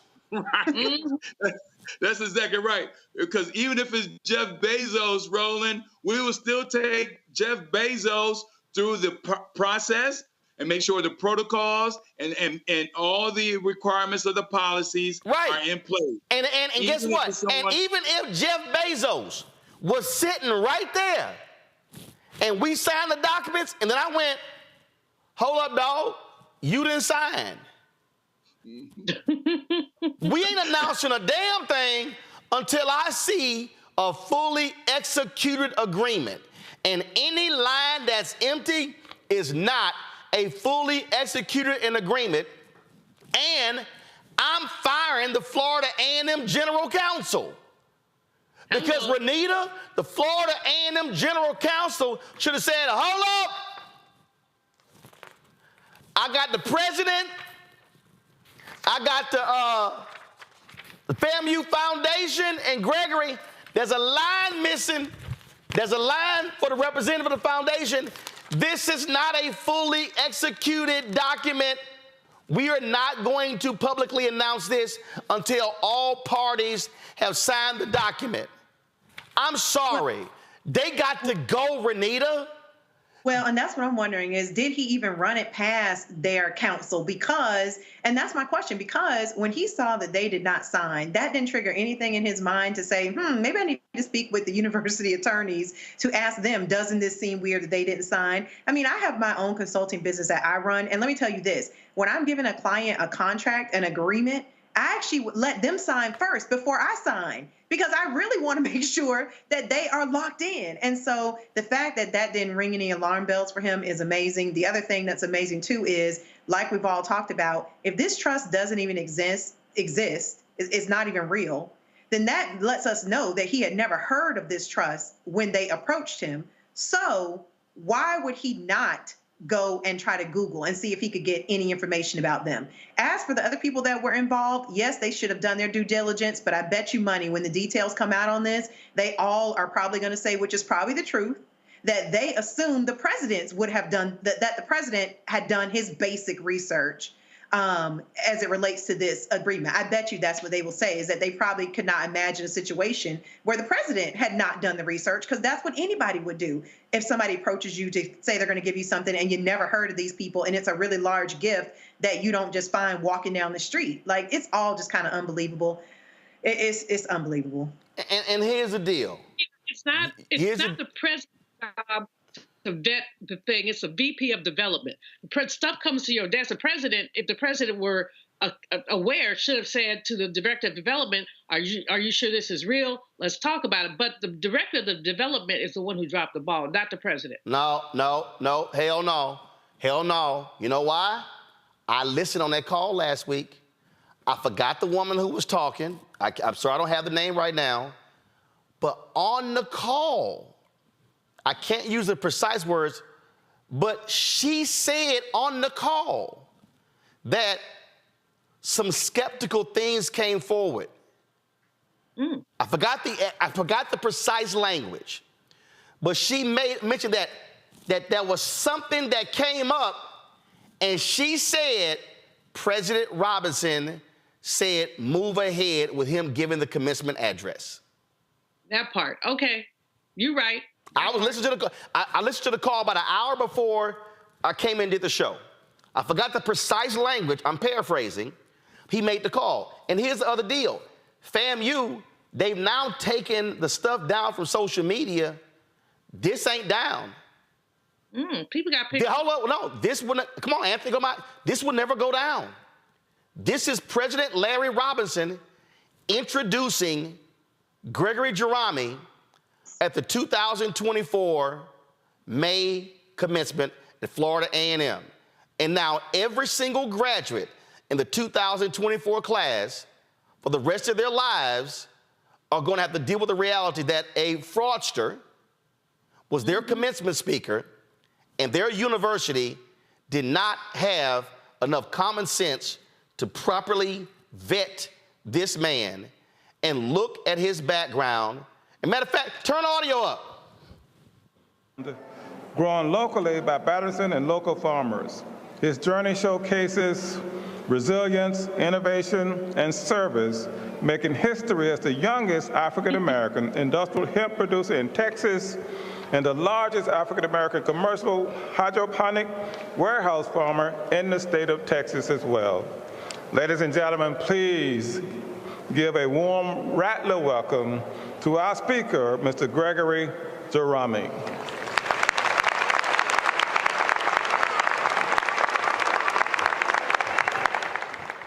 He stood there and he read off all kind of stuff about this dude and about who he was and how he, you know, and I'm sorry. That matter of fact, this is how it started.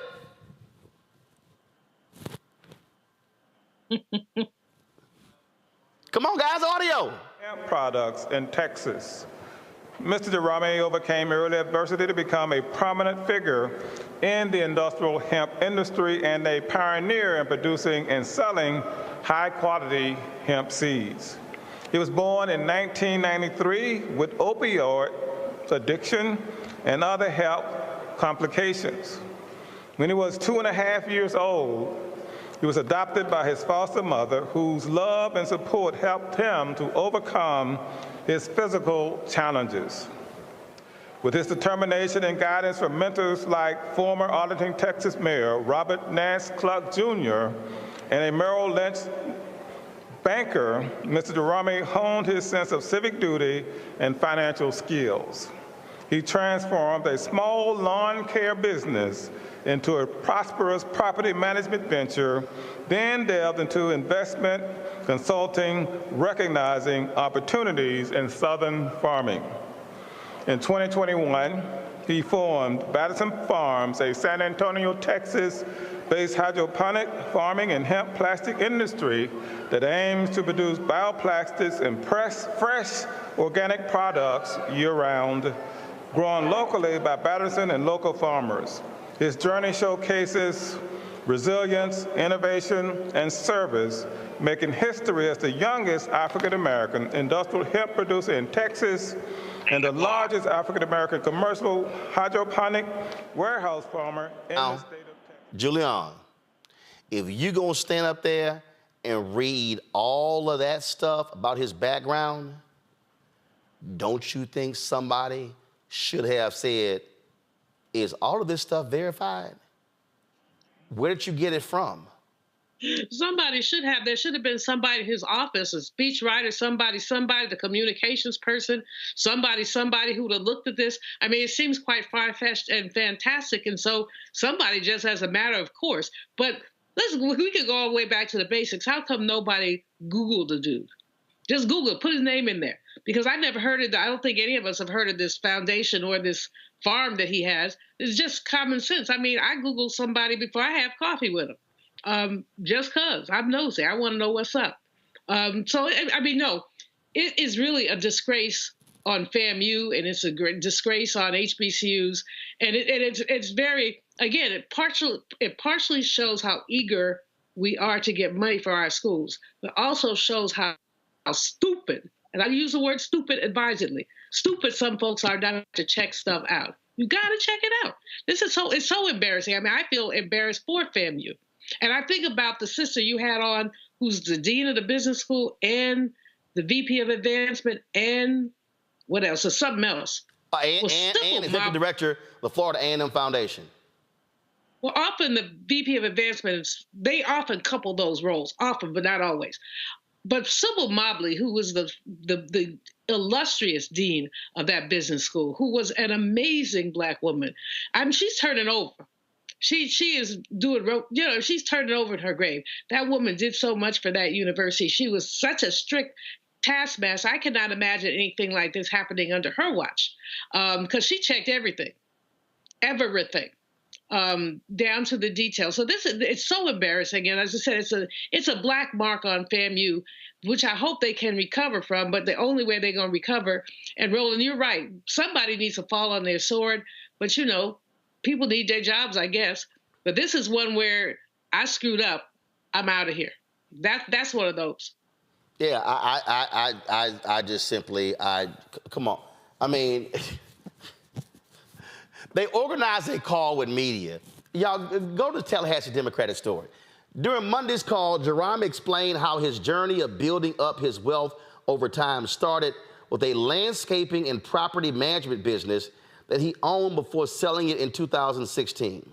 He then launched an investment company called Batterson Southeast Capital Group from 2007 to 2020 before shifting to hydroponic farming of plants with Batterson Farms Corporation, which was established in 2021. Y'all, here's what's crazy.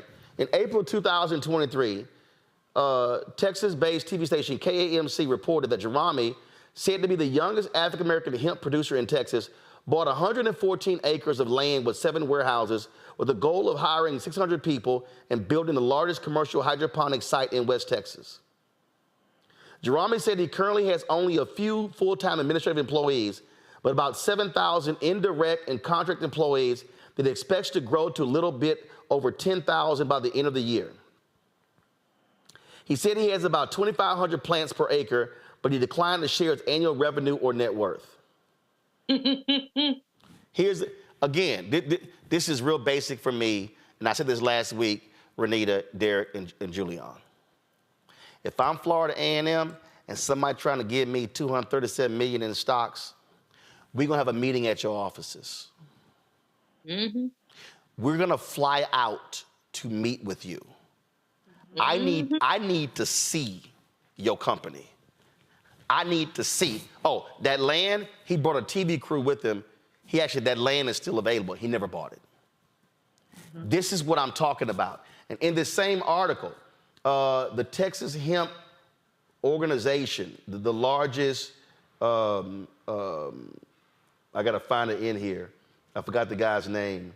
But the guys with the largest, he represents, so if you are the most prominent black hemp producer and you own all this here, how is it that the group that actually oversees all Texas hemp farmers ain't never heard of you?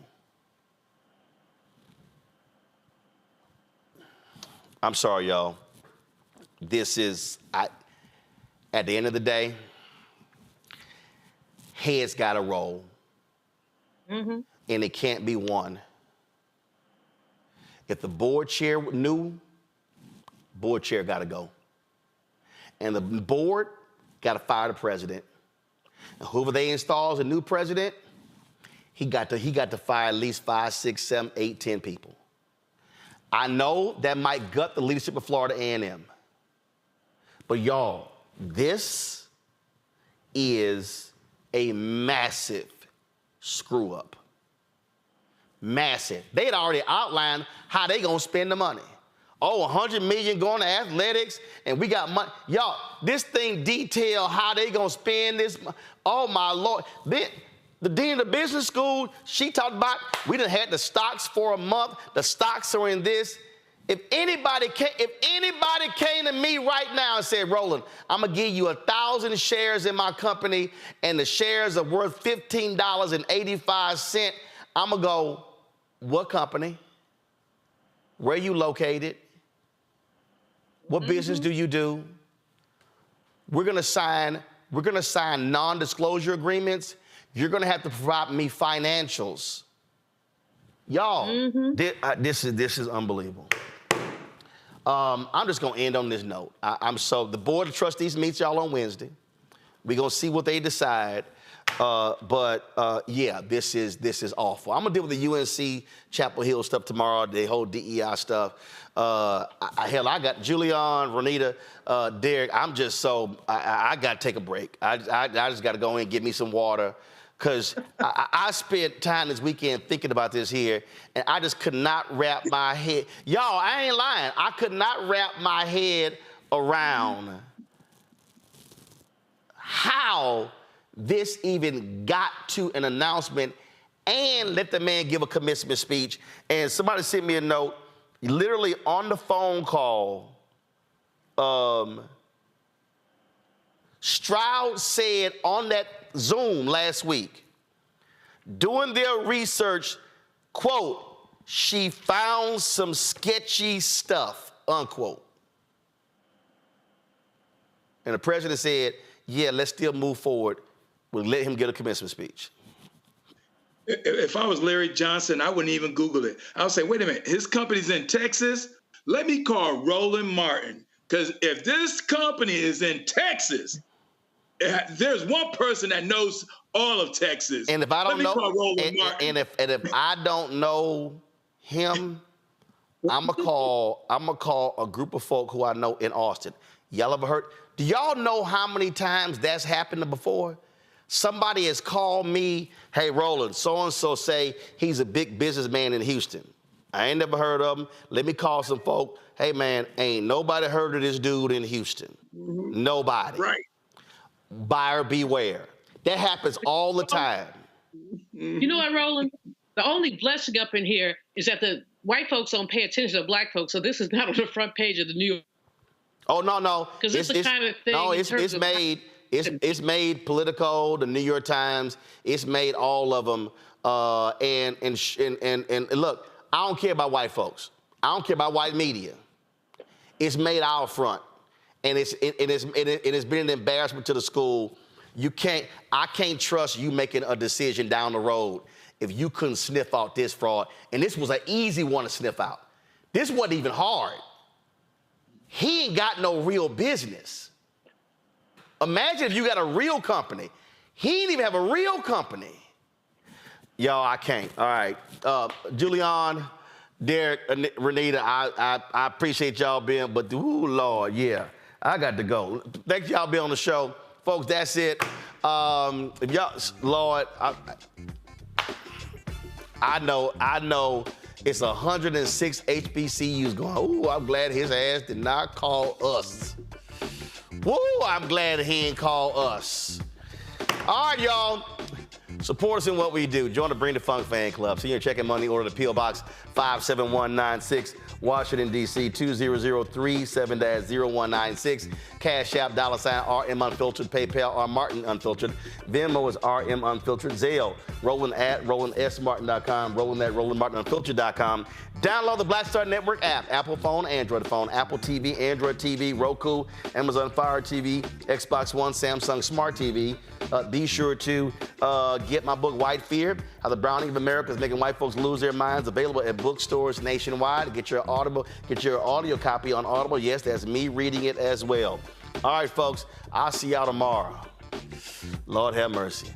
Holla! Black Star Network is here. Oh, no punch! I'm real revolutionary right now. Thank you for being the voice of Black America. All momentum we have now, we have to keep this going. The video looks phenomenal. See, this difference between Black Star Network and black-owned media and something like CNN. You can't be black-owned media and be scared. It's time to be smart. Bring your eyeballs home. You dig?